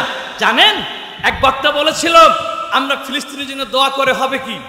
যদি দোয়া করি আমরা যে আল্লাহ কি যেন ওই জেরুজালেমের ওই শয়তানদেরকে ধ্বংস করে দাও, ধ্বংসটা আমার উপরই আসবে। কারণ আমরা দোয়া করার পর সেই দোয়া লাগার জন্য যে যাদেরকে সাব্যস্ত করেছি তাদের চেয়ে আমরা আরো নিকৃষ্ট, সুতরাং দোয়াটা বুমেরাং হচ্ছে আমাদের উপর। বক্তা রসিকতা করে বলছিল দোয়া বুঝে শুনে করবেন, যে দোয়া করতেছেন ও দোয়াটা আপনার ঘরে পড়তেছে, বুমেরাং হচ্ছে। কারণ আপনি যাদের বিরুদ্ধে বলতেছেন যে অপরাধের কারণে, তার চেয়ে বড় অপরাধী আপনি। আপনি ধর্ম ব্যবসায়ী, আপনি কোরআন বিক্রি করতেছেন, আপনি হাদিস বিক্রি করতেছেন, আপনি ধর্ম বিক্রি করতেছেন, আপনি ব্যক্তিগত স্বার্থে দলগত স্বার্থে আপনি যা ইচ্ছা তাই করতেছেন। আর যদি তাই না হবে তাহলে একই ইসলাম অনুসারী হয়ে একজন আরেকজনকে কেন দেখতে পারবে না, কেন সহযোগিতা করতে পারবে না? পারে না ওই কারণেই, কারণ ওটা আপনার বেসাতি, ওটা আপনারই একটা একান্ত সম্পদ, আপনি ছাড়া কেউ আর ভাগ পাবে না। সুতরাং আর যারা এটা ভাগ বসিয়েছে তাদেরকে দুনিয়া থেকে বিদায় করতে পারলেই সুবিধা হয়।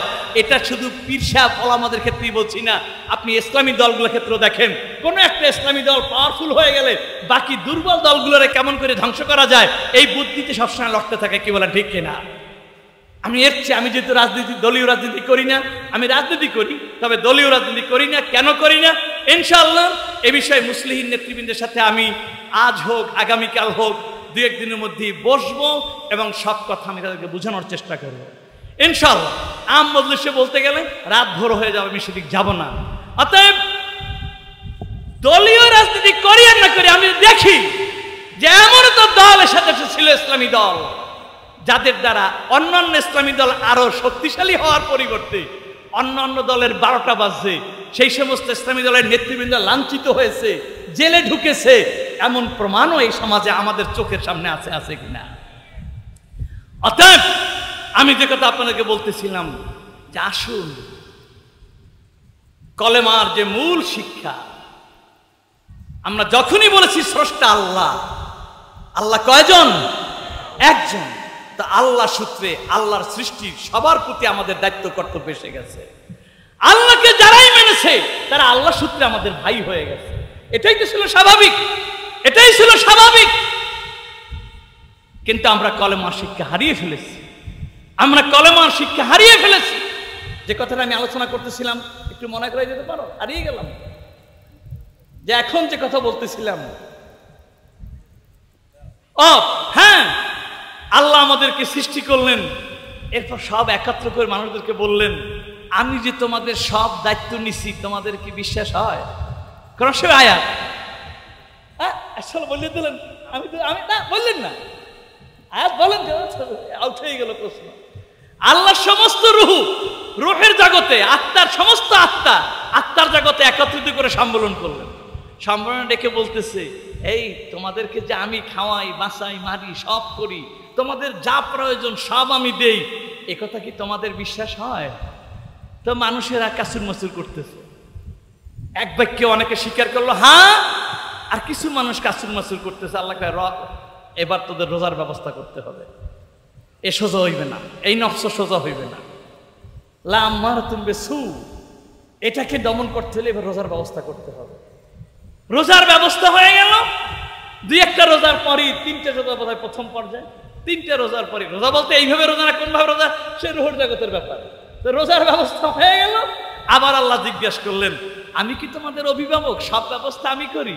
এবারও সমস্যারে সবাই বলল, কিছু কিছু বলছে না। তৃতীয়বারে আবার রোজা, এবারও সমস্যারে সবাই বলল।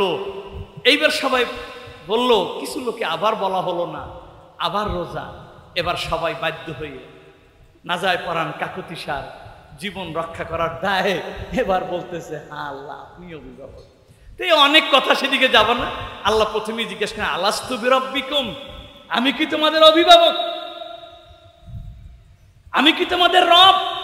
আমি কি তোমাদের অভিভাবক? সমস্ত মানুষগুলো বলেছিল বালা। বলেন আপনি, আল্লাহ প্রশ্ন করছে আলাস্তু বিরাব্বিকুম, জবাবে আমরা কি বলেছিলাম? বালা। জোরে বলেন, বালা করছে আয়াত, হ্যাঁ নিশ্চয়ই আপনি আমাদের অভিভাবক, আপনি আমাদের সব। অনেক কথা। আমরা যেভাবে মায়ের পেটে এসেও মায়ের পেটে নির্দিষ্ট সময় শেষ হওয়ার পর ভূমিষ্ঠ হতে হয়েছে, ওখানে থাকতে পারিনি। আমরা এভাবেই তো রোহের জগতে থাকতে পারিনি। নির্দিষ্ট সময়ে আল্লাহ আমাদেরকে পাঠিয়ে দিলেন। একদিকে দায়িত্ব সব আল্লাহ নিজের কাছে রাখলেন, অপরদিকে আমাদেরকে আশ্বস্ত করলেন যে তোমাদের সমস্ত কিছুর ব্যবস্থা আমি আল্লাহ করব। ওই যে মান কানা ইউরিদুল আজালাতা আজ্জালনা ফিহা মা নাশাউ লিমান নুরিদ, জেনে রাখো তোমরা দৌড়ঝাঁপ দেবে ভাগ্য রচনার জন্য আমি গোপন রেখেছি, কিন্তু তোমাদের জন্য যার জন্য যা বরাদ্দ রেখেছি তাই পাবে, তার বাইরে কেউ কিছু পাবে না। তোমরা অস্থির হবে না, তোমাদের জন্য আমি সব ব্যবস্থা রেখেছি। আল্লাহু আকবার। তো যাই হোক, অনেক কথা। আমরা রোহের জগৎ থেকে যারা ইতিমধ্যে দুনিয়ার জগতে এসে গেছি, যারা আসতেছেন তারাও দুনিয়ার জগতে আসবেন, কি বলেন ঠিক কিনা? এখানেও থাকা যাবে না। যেভাবে মায়ের পেটে থাকতে পারি নাই, সেভাবে পার্থিব জগতেও থাকা যাবে না। এখান থেকে আমাদেরকে পরজগতে যেতে হবে। বিশ্বাস হয় কি হয় না? পরজগতে গিয়ে আমাদেরকে দুনিয়ায় যেমন গর্ভকালীন জীবন অতিবাহিত করে পার্থিব জীবন পরিচালিত হচ্ছে, পার্থিব জীবন অতিবাহিত করতেছি, ঠিক পরকালীন জীবনও আমাদেরকে প্রথম কবরের জীবন অতিবাহিত করতে হবে, এরপর হাসরের জীবন অতিবাহিত করতে হবে, এরপর পুলসিরাত পাড়ি দিয়ে আমাদের অনন্ত জীবন, নস্যি জীবন, জান্নাতে উপস্থিত হতে হবে। কে কে জান্নাতে যেতে চান? কি সবাই? এটা তো আসতে হইলে হয়। কে কে জান্নাতে যেতে চান? কি বিশ্বাস আছে? কি বিশ্বাস আছে? তাহলে আপনার তো সবচেয়ে বড় কাজ আপনার মাওলাকে সন্তুষ্ট করা, কি বলেন ঠিক কিনা? জান্নাতের যিনি মালিক, যার কাছে গেলে জান্নাত পাওয়া যাবে, তার সাথে যদি সম্পর্কই না থাকে আপনি জান্নাত কি করে পাবেন? তাই তো আমরা সারা জীবন ঈমান আনার পর আল্লাহর কাছে দোয়া করতেছিলাম। পড়েন, ইহদিনাস সিরাতাল মুস্তাকিম। পড়েন না সবাই, ইহদিনাস সিরাতাল মুস্তাকিম। ও খোদা, যেই রাস্তার শেষ সীমানায় আমার বাড়ি জান্নাত অবস্থিত, যেখানে গিয়ে তোমার সাথে আমি চিরতরে আমি মিলিত হতে পারবো, ও অসীম দয়ালু মাহবুব, যেখানে গেলে তোমার সান্নিধ্য আমার লাভ হবে, সেই মুস্তাকিমের রাস্তায় আমাকে পরিচালিত করো। এখানে আপনি বলছেন না যে আমাকে অমুক রাস্তায় চালাও, তমুক রাস্তায় চালাও, নামাজের রাস্তায় চালাও, ধর্মের রাস্তায় চালাও, তা না বলে বলতেছেন, পড়েন আবার, ইহদিনাস সিরাতাল মুস্তাকিম। আল্লাহ তুমি আমাকে মুস্তাকিমের রাস্তায় পরিচালিত করো, যেই রাস্তায় চলতে চলতে তোমার দিদার নসিব হবে, যেই রাস্তায় চলতে চলতে আমার বাড়ি জান্নাতটা খুঁজে পাবো, আর অনন্তকাল তোমার মুকাররম হয়ে, তোমার ঘনিষ্ঠ হয়ে, তোমার নিকটে আমরা অবস্থান করতে পারবো। আল্লাহু আকবার। এরপরই আল্লাহ বলতেছে, যদি এই জান্নাতে পৌঁছতে চাও তাহলে তোমাদের প্রথম পুঁজি লাগবে ঈমান, অতএব ঈমানকে রক্ষা করো। আল্লাহু আকবার। ওয়ালা তাহিনু ওয়ালা তাহজানু ওয়া আনতুমুল আ'লাউনা ইন কুনতুম মুমিনিন। তোমাদের কোনো ভয় নাই যদি ঈমানের পুঁজি থাকে, যদি বিশ্বাস থাকে যে আল্লাহ পাক আমাদেরকে সৃষ্টি করেছে, আমরা রোহের জগতে ছিলাম, সেখান থেকে দুনিয়ার জগতে এসেছি, এখান থেকে আমাদেরকে পরকালের জগতে যেতে হবে। পরকালের জগতে আমাদের কবরের জীবন, হাসরের জীবন অতিবাহিত করে জান্নাতে গিয়ে আল্লাহর নিকটে থাকতে হবে, এই বিশ্বাস যদি থাকে তাহলে ঈমান ভিত্তিক জীবন যাপন তুমি শুরু করে দাও। তাহলেই তুমি মরার পরে যে বেহেশতটি পাবে, সেই বেহেশতের সিম্পটম তুমি দুনিয়ায় বুঝতে পারবে। দুনিয়াতেই তুমি দুঃখ মুক্ত, তুমি টেনশন মুক্ত, একটি সুখী জীবনের অধিকারী তুমি দুনিয়াতেই হবে, আর আখিরাতেও তুমি অনন্ত সুখের অধিকারী হবে। সুতরাং আল্লাহ বলতেছে এবার তোমাদের তাহলে ঈমান ভিত্তিক জীবন যাপন করতে হবে। আমরা কি ঈমান ভিত্তিক জীবন যাপন করতে রাজি আছি? কি রাজি আছি? ঈমান আগে না আমল আগে? এই ঈমান আগে না আমল আগে? একটা লোকের নামাজ নাই, রোজা নাই, হজ নাই, যাকাত নাই, এত সত্ত্বেও সে ঈমানদার হতে পারে যে দুটো গুণ তার থাকে। একটি হলো তাসদিক বিল জানান, সে আল্লাহ এবং পরকাল বিষয়ে পর্যাপ্ত বিশ্বাস দিলে লালন করবে। আরেকটি হলো ইকরার বিল লিসান, এই দুনিয়ার জগৎ ছেড়ে পরজগতে যেতে হবে, সেখান থেকে কবরের জীবন, হাসরের জীবন অতিক্রম করে জান্নাতে গিয়ে আল্লাহর দিদার পেতে হবে। এই ধরনের আল্লাহর উপরে, গায়েবের উপরে উমিনুনা বিল গায়েব, এই গায়েবের উপর বিশ্বাস এমন দৃঢ় যেটা আছে দিলের ভিতরে, এটা সে জবান দিয়েও বলবে। ঈমানের রোকনে যেন সমস্ত মুফাসসিরিন, সমস্ত মুহাদ্দিসিন একমাত্র গোমরাহ, খারিজি, রাফিজি এবং এই ধরনের যারা বিভ্রান্ত ইসলাম সম্পর্কে, যাদের ধারণাই নাই, যারা ইসলাম কোরআন ও হাদিসের ব্যাখ্যা নিজের মন চাইভাবে দেয়, কোরআন ও সুন্নাহর ব্যাখ্যা নিজের ইচ্ছা মতো দেয়, যারা আহলুস সুন্নাহ ওয়াল জামাতের নীতি আদর্শ রাসূলের ধার ধারে না, ওরা আলেম নামের কুলাঙ্গার, ওরা জানে না ওরা যে কোরআন হাদিস ব্যাখ্যা দেয় সে কোরআন হাদিস না হয় ইবলিসিতে পরিণত হয়। আমি সেই বহজে এখন যাব না। জেনে রাখবেন, আমার ছেলে হয়তো তো কি জানে, ছেলে মিশরে পড়ে, তো মিশরের যে ওস্তাদরা পড়ায়, একজন ওস্তাদকে পরীক্ষা করার জন্য ছেলে প্রশ্ন করেছে যে হুজুর স্যার আপনি যেই পড়ালেন এটা কোরআন হাদিসে কি আমরা খুঁজে পাবো? এই যে কথাটা পড়ালেন, যা বললেন, এটা কি কোরআন ও হাদিসে খুঁজে পাবো? থাকলে কোরআনের কোন আয়াতে এবং হাদিসের কোন সমস্ত হাদিস দিয়ে আমরা এটা খুঁজতে পারি? শিক্ষক রেগে গেলেন যে তুমি কি আলেম? আরবিতে প্রশ্ন করলেন, তুমি কি মিশর আল আজহার বিশ্ববিদ্যালয়ে পড়তে এসেছো? তোমার ভিতরে কি আদৌ কোনো এলেম আছে? তুমি কি শিক্ষিত না মূর্খ? তো বললো যে আমি তো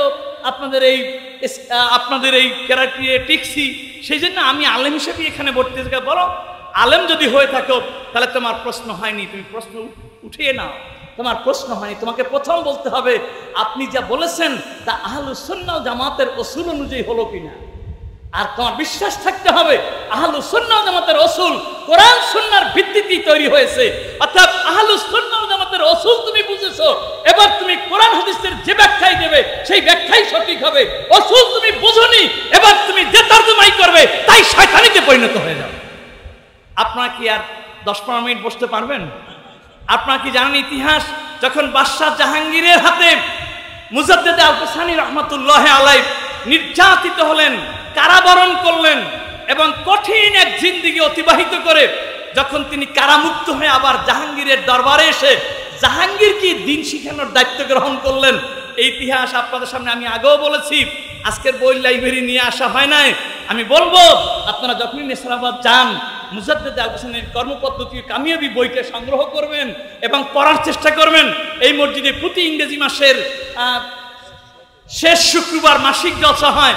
আমি বলবো এরপর থেকে মাসিক জলসাকে কেন্দ্র করে সমস্ত বইগুলো একটা দুইটা করে রেখে মসজিদের বারান্দায় হোক, মাঠে হোক, এক জায়গাটা লাইব্রেরি নিয়ে বসে থাকবে। যারা অনেক বেশি গভীরে যেতে চায় তারা যেন অন্তত এই বইগুলো পড়ে পড়ে শেখে। তো বাদশাহ জাহাঙ্গীরের ঘটনা আমার বলতে হয় প্রসঙ্গক্রমে। বাদশাহ জাহাঙ্গীরকে যখন দিন শিখানোর দায়িত্ব গ্রহণ করলেন মুজাদ্দেদ আল-কাসানি রহমাতুল্লাহ আলাইহি, এবার রাজভবনে অবস্থান নিয়ে তিনি বাদশাহ জাহাঙ্গীর এবং তার এমপি মন্ত্রীদেরকে নাই আপনি যেতে পারবেন না, আপনাকে আমি কিছুদিনের জন্য থাকতে বলেছি, কিন্তু আমার মূল উদ্দেশ্য ছিল আপনি বাকি জিন্দেগি এই রাজভবনে থাকবেন। আপনার খেদমতে তো আমি কোনো ত্রুটি করি নেই, সব ব্যবস্থাই তো করেছি, কিন্তু আপনি 40 দিন যেতে না যেতে বলতেছেন আর থাকা যাবে না, তাহলে এই দেশটা কিভাবে? আপনার সাথে চুক্তি ভঙ্গ ছাড়া তো আমার কোনো উপায় থাকবে না, আমি তো কোরআন সুন্নাহ জানি না। এবার মুজাদ্দেদ আল-কাসানি রহমাতুল্লাহ আলাইহি বলতেছে, জাহাঙ্গীর শোনে নাও, আমি যে এই 40 দিন তালিম তালকিনের ব্যবস্থা করেছি, তালিম তরবিয়তের ব্যবস্থা করেছি, জেনে রাখো এই 40 দিনের তালিমে তোমার এমপি মন্ত্রীদের ভিতর থেকে 11 জন এমপি মন্ত্রী এমনভাবে আহলুস সুন্নাহ ওয়াল জামাতের রসুলগুলো আয়ত্ত করেছে, এবার ওদের সামনে কোরআন ও হাদিসের যেই আয়াতই তুমি তুলে ধরবে, ওরা যে ব্যাখ্যা দেবে, যে অর্থ বলবে, সেটাই কোরআন ও সুন্নাহর সঠিক ব্যাখ্যা হবে। অতএব আমি মুজাদ্দেদে আল কুসানি চলে যাচ্ছি, তোমার ভয় নাই, কিন্তু তোমাকে এবার কোরআন সুন্নাহর পথে তালিম দিবে ওই 11 জন এমপি মন্ত্রী। হাতে তালিকাটা ধরিয়ে দিয়ে বলতেছে, ও জাহাঙ্গীর, তুমি মনে রাখো এই 11 জন এমপি মন্ত্রী আহলুস সুন্নাহ ওয়াল জামাতের রাসূল অর্থাৎ সূত্র আয়াতের এমন উচ্চ মাকামে কবুল করে নিয়েছে, ওরা একদিকে জাহিরি এলেম দিয়ে যেমন কোরআন হাদিসের ব্যাখ্যা করে, তেমন ওদের কলবি শক্তি দিয়েও ইলহামি পন্থায়ও ওরা কোরআন হাদিসের অনুবাদ করতে জানে।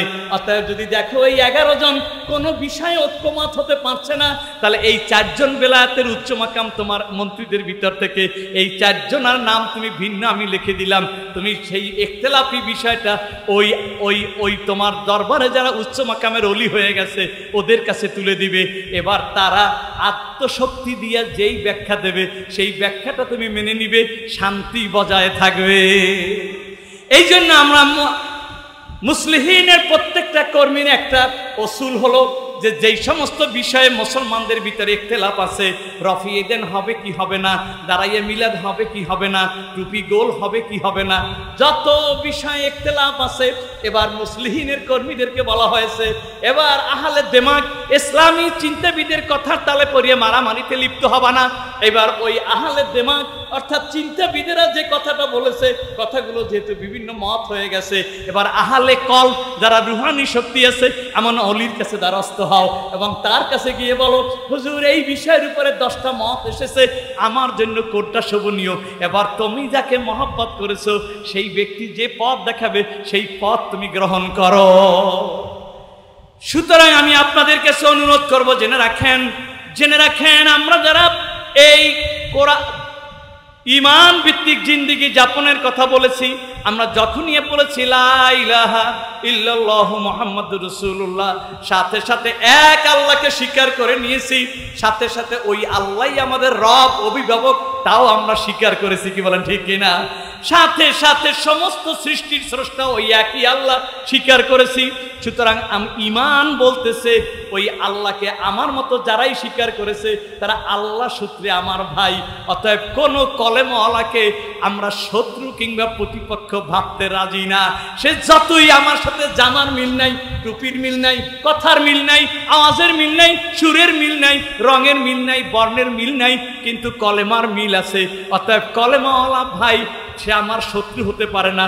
তামাম পৃথিবীর কলেমাওয়ালার ঐক্য চাই, এই মনোভাব যার দিলের ভিতরে আছে সেই ঈমানের দাবিদার।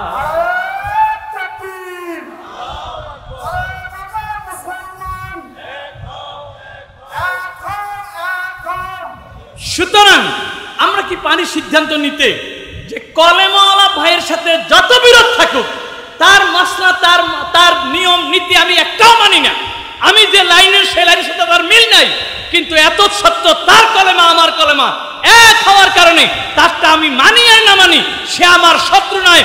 মুসলমানের ঐক্য চাই, মুসলমান মুসলমানের প্রতিপক্ষ হতে পারে না, মুসলমান মুসলমানের শত্রু হতে পারে না, মুসলমান কোনো মানুষের প্রতিপক্ষ হতে পারে না। মুসলমান তামাম পৃথিবীর মানুষের কল্যাণের জন্য উগ্রযাত্রীর নাশ। আমি পারলে মানুষের উপকার করি, উপকার যদি করতে না পারি অন্তত ক্ষতি করি না। এই ঈমানি বিশ্বাসে আপনি দুটো কাজ করতে থাকবেন। একদিকে মুসলমানের ঐক্যের জন্য আপনার পরিকল্পিত বুঝে না বুঝে আপনি যে স্তরের মানুষ সেই স্তর থেকে যেভাবে সম্ভব আপনি মুসলমানের ভিতরে কলহ সৃষ্টি হয় এমন কাজ থেকে আপনি পিছিয়ে থাকবেন না। আমি এই কলহের কাজে নাই। যেই কর্মসূচি অবলম্বন করলে মুসলমানের রক্ত ঝরে আপনি সেই কর্মসূচিতে অংশগ্রহণ করবেন না। এভাবে করে আপনি আপনার যোগ্যতা অনুযায়ী মুসলমানদের ঐক্যের জন্য বাকি জিন্দেগি যেমন চেষ্টা করবেন, তেমন মুসলমান আমার শত্রু হতে পারে না, কোন মানুষ আমার প্রতিপক্ষ হতে পারে না। এই হাতের দ্বারাই, মুখের দ্বারাই, বিবেকের দ্বারা পারলে মানুষ উপকার করব, যদি উপকার করতে না পারি জীবনে কারো ক্ষতি করব না। কে কে পারবেন আমার সাথে ওয়াদা করতে যে মুসলমান আমার শত্রু নয়, কোন মানুষের ক্ষতি আমি করি না, আমি মানুষের হক হকুল ইবাদ যেমন রক্ষা করব তেমন ঈমানের দাবিতে তামাম পৃথিবীর কলেমাওয়ালাকে ভাই বানানোর জন্য আমি মরণপর্যন্ত চেষ্টা করব। কে কে পারবেন আল্লাহু আকবার বলে হাত তুলে দেন।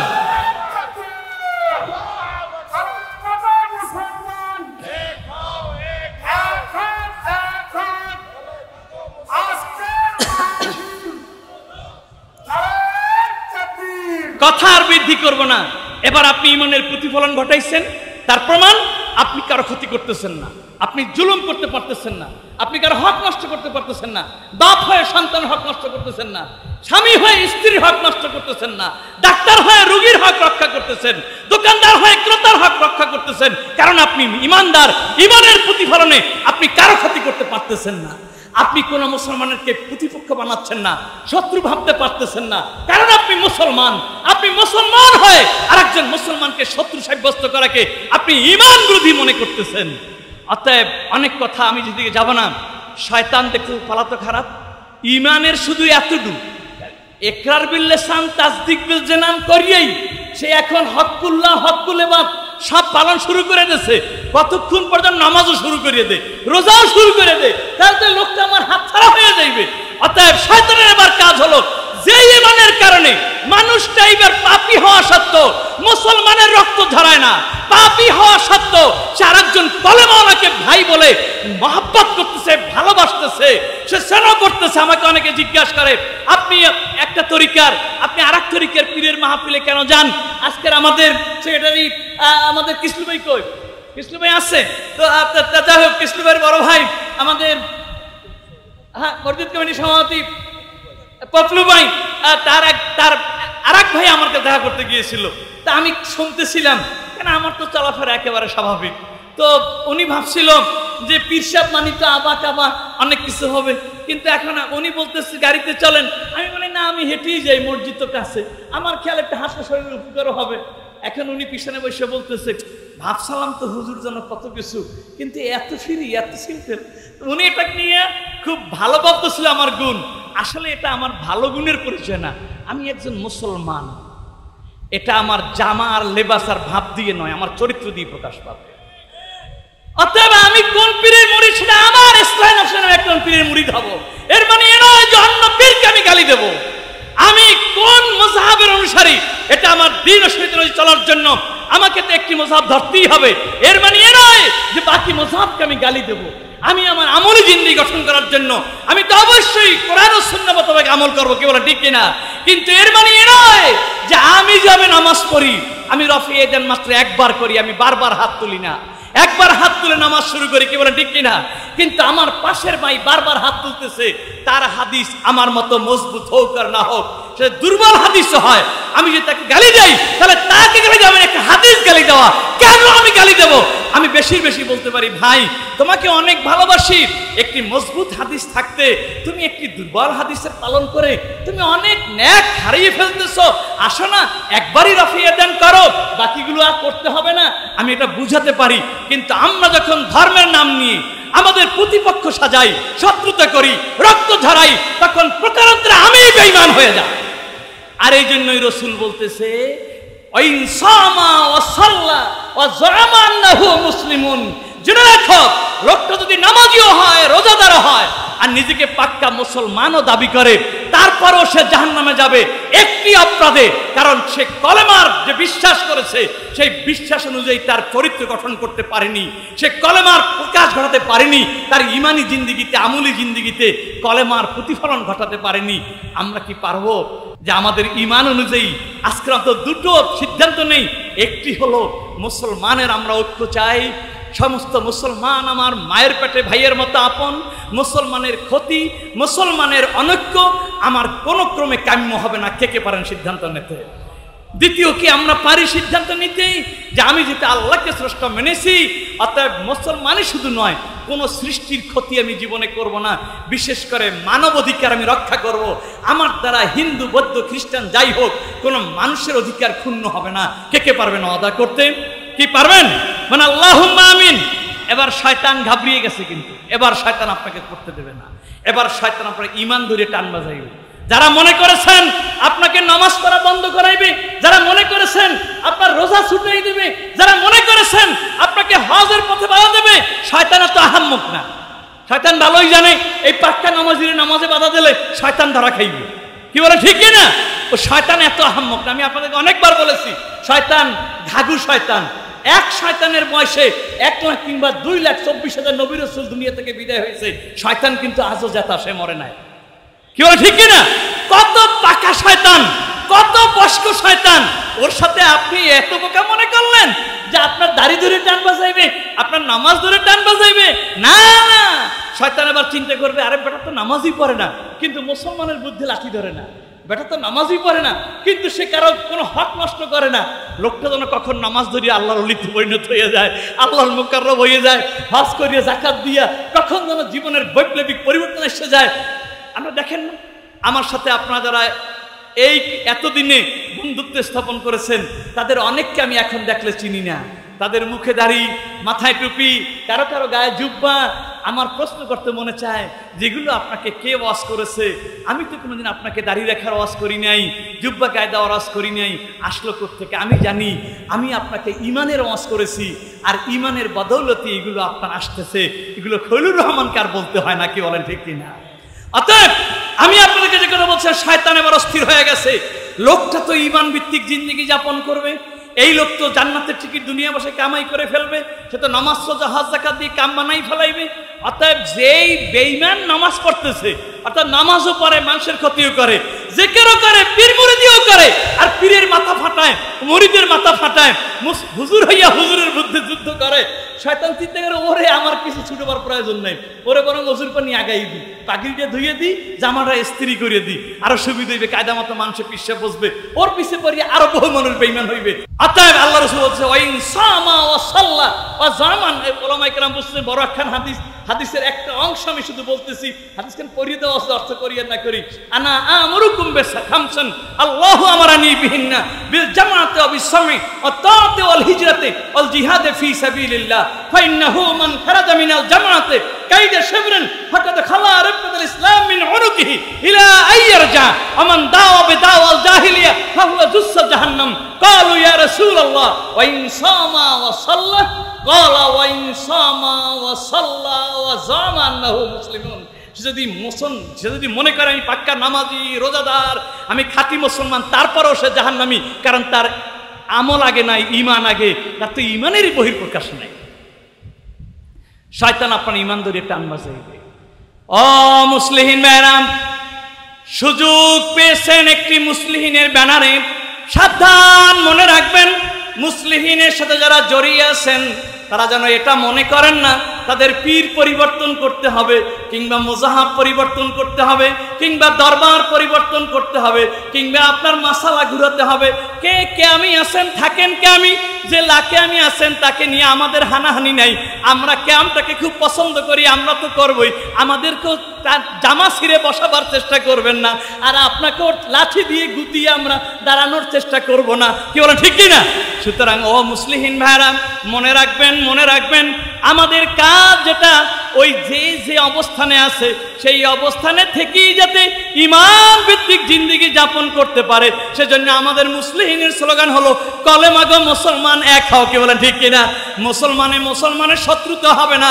আমরা এই শপথ যখন করেছি, আল্লাহর দয়া অটোমেটিক আসবে। এবার শয়তান আপনাকে পথ থেকে বিচ্যুত করার জন্য নবীকে আল্লাহ যেভাবে সতর্ক করেছে, আমাদের নবীর উম্মতদেরকেও সতর্ক করেছে। যেই কোরআন নামাজের আয়াত কতখান আসছে বলেন? নামাজের আয়াত কতখান? কোরআনুল কারীমে 82 বার নামাজের আয়াত এসেছে, আর জিকিরের আয়াত 139 বার এসেছে। কোন বর্ণনায় 142 বার জিকিরের আয়াত এসেছে। কারণটা কোথায়? কারণ তোমার নামাজ শয়তান ছুটাবে না। যদি ঈমান হারাইতে পারে, সব এমনি অটোমেটিক যাবে। তুমি নামাজ পড়লো, তা আল্লাহর জন্য হবে না, তোমার রোজা তাও আল্লাহর জন্য হবে না। ঈমান নাই তো নামাজ রোজার দাম নাই। রাসূল তো স্পষ্টই বলেন যে নামাজিও হয়, রোজাদারও হয়, তারপরেও সে জাহান্নামী হবে। অতএব শয়তানের কাজ হবে ঈমানটা ধরিয়ে টান বাজানো।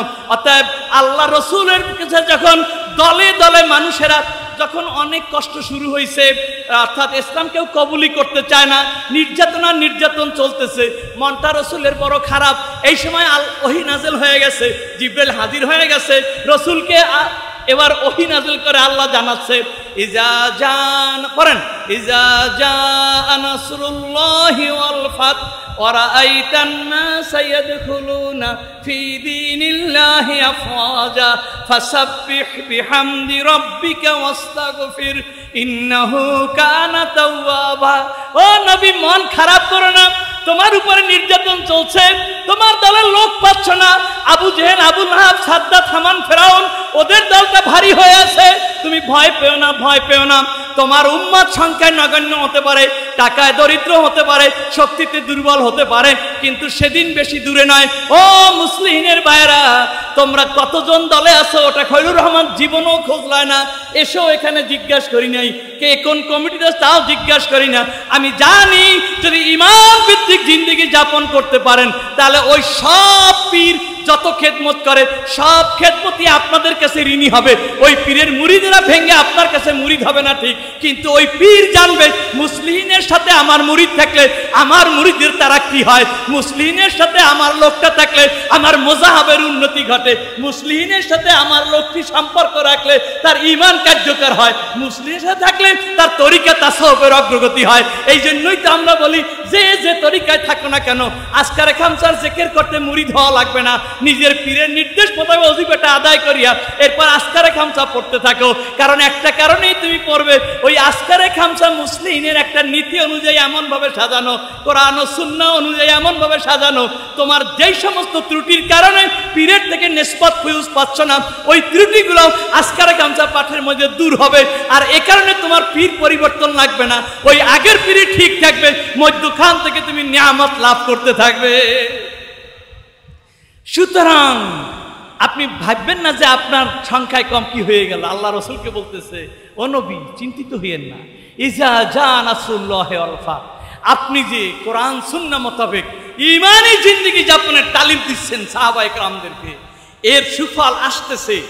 দলে দলে পঙ্গপালের মতো মানুষ ছুটে আসবে ঈমান গ্রহণের জন্য। মানে আলহামদুলিল্লাহ, ইজা জা নাসরুল্লাহ, ও নবী যখন দেখবেন যে দলে দলে মানুষেরা আসতেছে, আল ফাতহ এবং বিজয় শুরু হয়ে গেছে মুসলমানদের, মুসলমানদের সংখ্যায় ভারী হয়ে গেছে, এটা যখন দেখবেন তখন আপনি আল্লাহরে ভুলিয়া নাচানাচি শুরু করিলেন। এইটা বললে ভালো হইতে না? বিজয় দিবসের নাচানাচি, অমুক দিবসের নাচানাচি, আমরা তো সব বিজয় সব সফলতার সময় আমরা সব শুধু আনন্দ ফুর্তি করি, কিন্তু আল্লাহ এখানে উল্টা কথা বললেন, ইজা জা নাসরুল্লাহি ওয়াল ফাত ওয়ারাইতান নাস ইয়াদখুলুনা ফি দীনিল্লাহি আফওয়াজা, যখন আপনার দিনের বিজয় শুরু হবে আর আপনি দেখতে পাবেন মানুষেরা পঙ্গপালের মতো আপনার ইসলামের দিকে ঝুঁকে পড়তেছে, এই সময় নবী আপনি একটা কাম করিয়েন, ফাসাব্বিহ পড়েন, ফাসাব্বিহ বিহামদি রাব্বিকা ওয়াস্তাগফির। ও নবী, আপনি এখন যা জিকির করেন তার চাইতে গুণে গুণে জিকির বাড়াইবেন। যে পরিমাণ আপনার প্রশস্ততা বাড়বে, যে পরিমাণ আপনার মুসলমানের সংখ্যা বাড়বে, জিকিরের মাত্রাও সেই পরিমাণ বাড়াইতে হইবে। ফাসাব্বি, আপনি বেশি বেশি তসবিহ টানেন, ফাসাব্বি ওয়া বিহামদি, বেশি বেশি হামদ সানা পড়েন, আলহামদুলিল্লাহর জিকির করেন, সুবহানাল্লাহর জিকির করেন। ফাসাব্বি, আপনি বেশি বেশি তসবিহ পড়েন, ওয়া বিহামদি, আপনি বেশি বেশি হামদ পড়েন। এতেও যদি দেখেন যে এত বেশি বিজয় হয়ে গেছে যে এই জিকিরের দিয়াও আপনার ভিতরে গরমি কমে না, একটা ভাব ভাব হয়ে গেছে, কুটি মুরিদের পীর আমি মুসলিম, তোমার যদি মাথার মধ্যে ঢুকেই পড়ে যে আমার দলের চর্মনাইও আছে, শশীনাও আছে, জনপুরও আছে, ফুরফুরও আছে, দেখে একটা ভাব ভাব মনে করো, এই ভাবটাই তোমাকে দুনিয়া থেকে বিদায় করিয়ে দেবে, তোমার ভিতরে স্বার্থ ঢুকাইয়ে দিয়েছে। বরং তুমি বলো যে আমার উসিলায় ওই চর্মনার মুরিদ আরো সহজে আল্লাহরে পাইয়ে যাইতেছে, শশীনার মুরিদ আরো সহজে আল্লাহরে পাইয়ে যাইতেছে, আমার উসিলায় আমার এলাকার সমস্ত মুসলমান ভাই ভাই হয়ে গেছে। জানিয়ে রাখেন, যদি একটু কলেমার সামান্য শিক্ষা বাস্তবায়ন করতে পারেন তাহলে যেই সমাজ থেকে এখন ইসলাম বিদায়ের উপক্রম হয়েছে, এই সমাজেই ইসলাম এমন ভাবে প্রতিষ্ঠিত হবে তা কোনো বাপের বেটারও প্রতিহত করার কোনো সুযোগ থাকবে না ইনশাআল্লাহ। আমি পরবর্তী অধিবেশনে এই বিষয়ে আমি দালিলিক প্রমাণ ইনশাআল্লাহ দেব, আল্লাহ যদি আমাকে সুস্থ রাখে, কথা বলার তৌফিক দেয়। সুতরাং আল্লাহ বলতেছে ফাসাব্বি, বেশি বেশি জিকির করেন, বিহামদি, বেশি বেশি হামদ করেন। এরপর আরো একটা কাম বাড়াইবেন, খালি জিকির দেওয়া শেষ হয় এবার তওবাও করেন, আস্তাগফির। ওই যে মনের মধ্যে একটু একটু আয় যে আমার দলটায় লোক কয়জন, এই যে ভাবটা আয়, এই যে তওবা করেন, এই তিনটে কাম করেন। আসুন, যারা কলেমা ভিত্তিক জিন্দেগি যাপনের সিদ্ধান্ত নিয়েছি তারা আজকের থেকে ইমানটার সাথে নিয়ে যেতে না পারে, ইমানটা রক্ষার জন্য জিকির ছাড়ব না। ফাসাব্বিহ বিহামদি রাব্বিকা ওয়াস্তাগফির। আমরা তসবিহ, হাম তাহমিদ, তাসবিহ, তাহমিদ এবং ইস্তেগফার, অর্থাৎ যা জিকির করতে লাগে। জিকিরের শুরুতে আমরা ইস্তেগফার করি না, আমরা জিকিরের শুরুতে সুবহানাল্লাহ আলহামদুলিল্লাহ পড়ি না, এভাবে তাসবিহ, তাহমিদ এবং ইস্তেগফার, অর্থাৎ এক কথায় জিকির। আমরা ঈমানটা রক্ষার জন্য আজকের থেকে জিকিরও ছাড়ব না। কে কে পারেন সিদ্ধান্ত নেন? পারবেন কি পারা যাবে? জিকির করার জন্য আপনাদেরকে আমি বহুবার বলেছি, জিকিরের জন্য যে একেবারে অনেক কিছু জানতে হবে তা কিছু না। উজুতে পারেন উজুতে করেন, বিনুজুতে বিনুজুতে করেন, দাঁড়াই পারেন দাঁড়াই করেন, বসে পারেন বসে করেন, শুয়ে পারেন শুয়ে করেন, আসতে পারেন আসতে করেন, জোরে পারেন জোরে করেন, খেয়ালে পারেন খেয়ালে করেন, চুপি চুপি পারেন চুপি চুপি করেন, যা পারেন জিকির করতে হবে। জিকির ছাড়া যাবে না। কে কে মানতে রাজি? কি পারা যাবে? কি পারা যাবে? আল্লাহ পাক আমাদেরকে কবুল করেন। আল্লাহুম্মা আমিন, মানে আল্লাহুম্মা আমিন। এবার পরিশেষে জান্নাত হলে যাওয়া যায়। ঈমানও রক্ষা হয়ে গেছে, আর ঈমানের প্রতিফলনও শুরু হয়ে গেছে। এখন আমল করলেই জান্নাত, অল্প আমলই জান্নাত। মানে আলহামদুলিল্লাহ, আখলাস দীনাকে ইয়াকফিকাল আমালুল কলিল। এবার তোমার ঈমান ঠিক, আর তোমার ঈমান রক্ষার জন্য জিকিরও ঠিক। ও পাপী, যত বড় পাপী হও, নেক তোমার যত অল্পই হোক, এই অল্প আমল দিয়ে জান্নাতে যাবা। কে কে সহজে জান্নাতে যেতে চান? কে কে যাইতে চান? হাত নামান। কয় বছর ধরে আল্লাহ নামাজ পড়েন? কন না দুই একজনে, একটা বছর কন। কত বছর নামাজ পড়েন বলেন দুই একজনে? সবাই 40 হয় কেমন? একজনে 40, আর একজনে 35 হই। বলেন কত বছর? কত? আচ্ছা হোক, 40-এর পালাই বেশি, সবাই 40 কইতে হোক।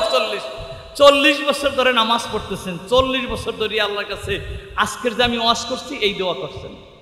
40 বছর ধরে প্রতি ওয়াক্তে প্রতি রাকাতে প্রথম বলছেন ইহদিনাস সিরাতাল মুস্তাকিম। আল্লাহ আমাকে ঈমানের পথে, আমাকে জান্নাতের পথে, যেই পথে চললে বেস্ত পাওয়া যাবে, তোমার দিদার পাওয়া যাবে, সেই মুস্তাকিমের পথে পরিচালিত করেন।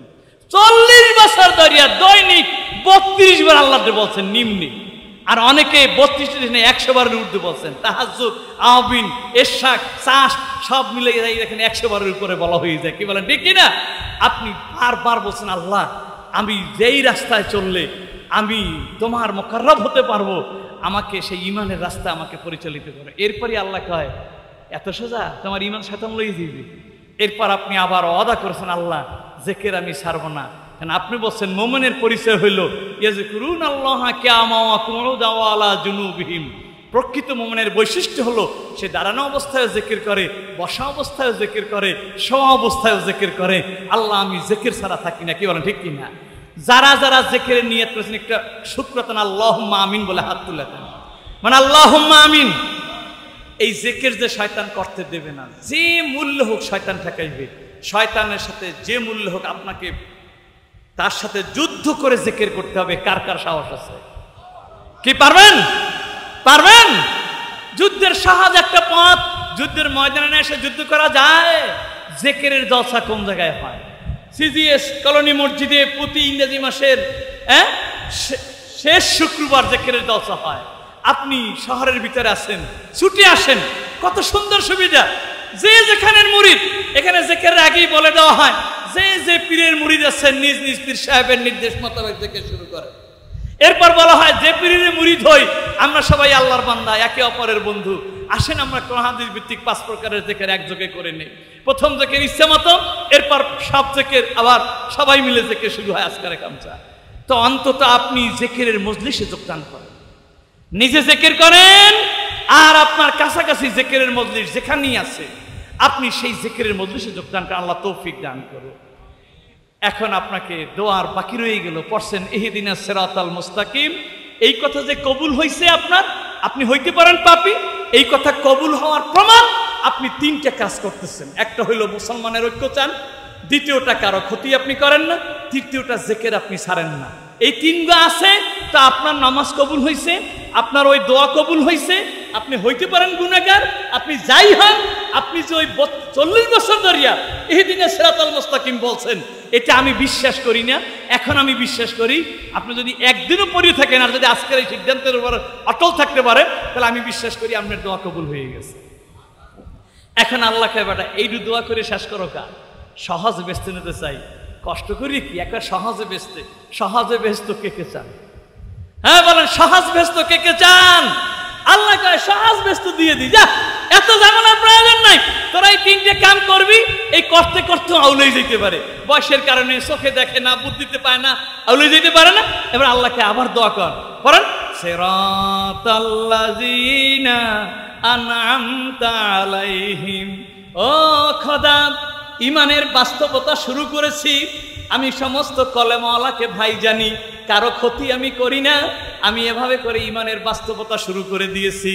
আমি ইমান রক্ষার জন্য জিকির করি, জিকিরের জলসায় যাই, কিন্তু আল্লাহ কখন যেন ইমান হারাইয়ে ফেলাই। তুমি এইবার এইভাবে যারা করিয়া সাকসেস হয়ে গেছে, যারা তোমার দ্বারে যাওয়া নিশ্চিত হয়ে গেছে, এমন কোন আল্লাহর ওলির সাথী আমারে বানাইয়া দাও।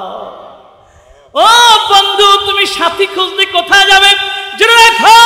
মুসলিহিন এমন একটা সংগঠন, এটা কি সারসিনা, কি চারমানাই, কি জনপুর, কি বাহাদুরপুর, কি করাসন্নি, কি ঢিলাসন্নি, কোন দলের আমি জানি না, যেখানে আল্লাহ আল্লাহ আল্লাহ আল্লাহ রসুলের পথ দেখায়, সমস্ত পথের সাথে এর সম্পর্কটা জুড়ে আছে। তুমি মুসলিহিনের সাথে নাম লেখাইয়া দেছো, এবার তোমার দ্বিতীয় দোয়াও কবুল হইয়া গেছে। তুমি যে বলছো আল্লাহ এই রাস্তায় যারা আছে তাদের সাথী আমারে বানাইয়া দাও, তুমি মুসলিহিনে যোগদান করছো, তোমার সরমনাই ভালো লাগে না, তোমার শশিনে ভালো লাগে না, তোমার তাবলিগ ভালো লাগে না, কোনটা ভালো লাগে তাও খুঁজতে পাও না।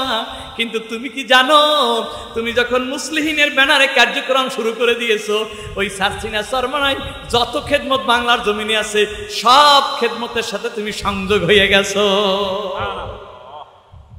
কারণ তুমি যে কেউ সবার কল্যাণ চাইতেছো, তুমি যে সংযোগ হইছো, এটা যদি ওই সিলসিলা বিশ্বাস নাও করে, তুমি মরলো তোমার কবরের দ্বারা আইসা বললো বাধ্য হবে যে না, লোকটা ছিল আমাদের খাঁটি গরিব, আর না হলে তার হাতে এত কাম তরিকার হয়েছে, এই লোকটা মরে গেছে, এখন আর আমার তরিকার কাজ হয় না। কি বলেন, ঠিক কি না?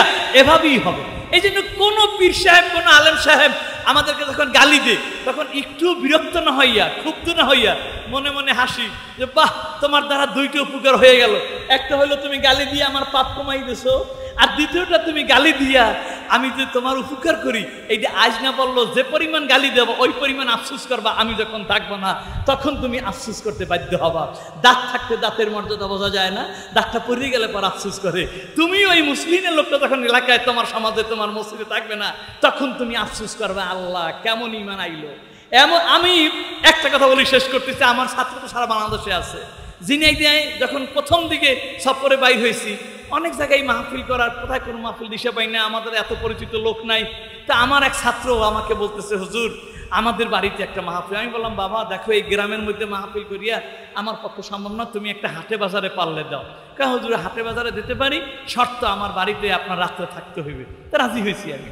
মাহফিল টাহফিল ভালোই হয়েছে, রাত্রে মাহফিল, বাড়িতে আসলাম, ফজরের নামাজে গেছি, আমি আর মুয়াজ্জিন ছাড়া কেউ মসজিদে নাই। এখানে বিশাল মসজিদ, এই সিজিএস কলোনির এই মসজিদের মতো, এত বড় না হইলো এর ধারাধার, এইভাবে একটা মসজিদ, একেবারে বিরাট। আমি ব্যাপারটা কি হলো ব্যাপার, তুমি বলো নাই যে হুজুর এইখানে ফজর পড়বে, তোমার বাড়ি থাকবো আমি, তুমি এলাকায় দাওয়াত দাও না? দিছি দাওয়াত। হুজুর লোক কই? হুজুর লোক আসবে না। আসবে না, আসবে না, ফজরের নামাজ কোন সময় আসবে? আসবে না কোন সময়? কাল হুজুর আপনি আমার বাড়িতে যখন ঢুকবেন নাস্তা খাই, তো ওই সময় আইবেন। কেন এখানে কি? কাল আর কইয়ের না হুজুর। এই মসজিদ মুসল্লিতে ভরপুর ছিল, মুসল্লিদের দানে এত বড় মসজিদ গ্রামে হয়েছে। এখন এমন একজন ইমাম আসছে, তার ফতুয়া আর তার মাসালায় সব কাফের হয়ে গেছে। এখন কাফেররা তার মসজিদে ঢুকতে পারতেছে না। সুতরাং গোটা এলাকাবাসী মসজিদ বর্জন করছে, কারণ কবর জিয়ারত শিরক, জিকির করা শিরক, মাযহাব মানা শিরক, হাদিস মানা বেঈমানি। মানে করতে করতে আমি কি পারছে, হুজুর বিয়ে পাস, এইটা এত মশলা। কারণ আরে বাবা রে, বিয়ে পাস, আলেম টালেম কুলায় না, তার ইসলাম এমন ইসলাম। কথা বোঝেন না? তো আপনি যদি মুসলিহীন আছে, দেশে ইসলাম আছে, মুসলিহীন নাই, তো দেখবেন যে ইসলাম বিদায় করতে কোনো বাড়া করে দুটি পর আনা লাগবে না, আপনারাই যথেষ্ট। আল্লাহ পাক আমাদেরকে ইনশাআল্লাহ, এই চট্টগ্রামকে বীর চট্টলার ভূমি বলা হয়, যেই ভূমি থেকে সারা বাংলাদেশে ইসলাম ছড়াইছে, এখান থেকে আবার সারা বাংলাদেশে মুসলমানের সম্প্রীতি ছড়াইবে। আমি আপনাদের এই প্রোগ্রাম সারা চিটাঙ্গে থাকবো, কোন জায়গায় থাকবো তা আমি বলবো না, কেন আমি এই সমস্ত ইসলামের ধারক বাহকদের গিয়ে জুতা সোজা করব। আমি ঘুরে ঘুরে গিয়ে বলবো আমি আপনার জুতা মুছতে এসেছি, আপনার পাও ধোয়াই দিতে আসছি, আমি আপনাকে জানতে আসছি, আপনার কাছে আমার একটা আবেদন নিয়ে এসেছি। আপনি যা করেন করেন, এটা আপনার মাসালা অনুযায়ী এটা অনেক সুন্দর একটা বিষয়, কিন্তু আরেকজনের মাসালায় হয়তো এইটা নাই, তাকে আপনি অপমান করিয়েন না, এই ওয়াদাটা আমার হাত ধরে করেন। তা আমি যেহেতু স্বাস্থ্যটা খারাপ, মাহফিল কাটতে কুটতে একটু বিশ্রামে আসি, তা আমি চিটাগাঙে 1-2 দিন বিশ্রামও করবো, ফাঁকে ফাঁকে আমি প্রত্যেকের দুয়ারে দুয়ারে গিয়ে পা জড়িয়ে ধরবো, হাত জড়িয়ে ধরবো, আমি কাউকে বলবো না। তাহলে আপনারা ফতুয়া দেবেন, হুজুর মানুষ গেলে অমুক জায়গায়, হুজুর মানুষ যাইবে কোন জায়গায়? হুজুর মানুষ গেলে হুজুরের দ্বারা যাইবে? হুজুর মানুষ তো বেনামাজির দ্বারাই যাইবে, মক্করের দ্বারাই যাইবে, কি করে তাকে ইসলামের কথা না যায়? কি বলেন ঠিক না? ইনশাআল্লাহ দোয়া করেন আল্লাহ পাক আমাদেরকে কথায় নয় কাজে প্রকৃত মুসলিহিন হওয়ার তৌফিক আল্লাহ দান করুন। তো এবার আপনি বলছেন কি, সিরাতাল্লাযিনা আনআমতা আলাইহিম, ও খোদা এই রাস্তায় যারা আছে তাদের কারো সাথী আমাকে বানাইয়ে দাও। এবার যদি আপনি মুসলিহিনের সাথে সংযোগ হইয়ে থাকে, এইবার সাথী আপনি এমন সাথী পাইয়ে গেলেন, এইবার আপনার পরকালের জীবনে কবর হাসর পাড়ি দিয়া জান্নাত পর্যন্ত যাওয়ার জন্য যাদেরকে আপনার সাথে পরিচয় থাকা প্রয়োজন, রুহানি জগতে পরিচয় শুরু হয়ে যাবে। আল্লাহ আমাদেরকে জান্নাত মনে পৌঁছার তৌফিক দান করুন। আর যদি আপনি এই পথের পথিক না পান, জান্নাতে যাইতে নাই পারেন, তাহলে জাহান্নামের জন্য প্রস্তুত থাকেন। জাহান্নামের সামান্য শাস্তিও সহ্য করার আমাদের কারো শক্তি নাই। আল্লাহ আমাদেরকে জাহান্নাম থেকে হেফাজত করুক, আমাদের পদস্খলন থেকে হেফাজত করুক, আমাদেরকে প্রকৃত প্রস্তাবে ঈমান ভিত্তিক জিন্দেগি যাপন করে দুনিয়াতেও সুখের জীবন, আখেরাতেও অনন্ত সুখে যে আল্লাহ দান করুক। হায়াতে তাইয়্যিবা আল্লাহ আমাদেরকে দান করুক। আল্লাহ তো কোরআনের আয়াতের ভিতরে বলছেন হায়াতেন তাইয়্যিবা, যাদেরকে আল্লাহ ঘোষণা দিয়েছেন তাদেরকে আল্লাহ বলেছেন তোমরা যদি ঈমান ভিত্তিক এবং নেকামল ভিত্তিক জীবনযাপন করো তাহলে তোমরা পাবে হায়াতে তাইয়্যিবা। আর হায়াতে তাইয়্যিবা যারা পাবে তাদেরকে আল্লাহ বলছে দুনিয়া তোমরা হবে সুখী, আর আখেরাতে হবে আমল যা করছো তার চাইতে অধিক বেশি প্রাপ্ত, পুরস্কার প্রাপ্ত ব্যক্তিতে পরিণত হবে। সুবহানাল্লাহ। আমরা যা আমল করব তার চেয়েও বেশি পুরস্কার আল্লাহ আখেরাতে আমাদেরকে দেবেন। আল্লাহ পাক আমাদেরকে দুনিয়ায়ও লাভবান, আখেরাতে লাভবান হওয়ার তৌফিক দান করুন। আপনারা আপনারা এখানে মাসিক দশে সহ অন্যান্য জায়গায় যেখানে কমিটি আছে, আপনারা কমিটিতে লোক বৃদ্ধির চিন্তা না করে কমিটি সংখ্যা বাড়ান, যাতে আল্লাহর দরবারে এই লোকগুলো বলতে পারে যে আল্লাহ আমরা একটা সম্পর্ক জুড়িয়ে দিছি, মুসলিহিনের নাম দিয়ে আমরা মুসলমানের সাথে সম্পর্ক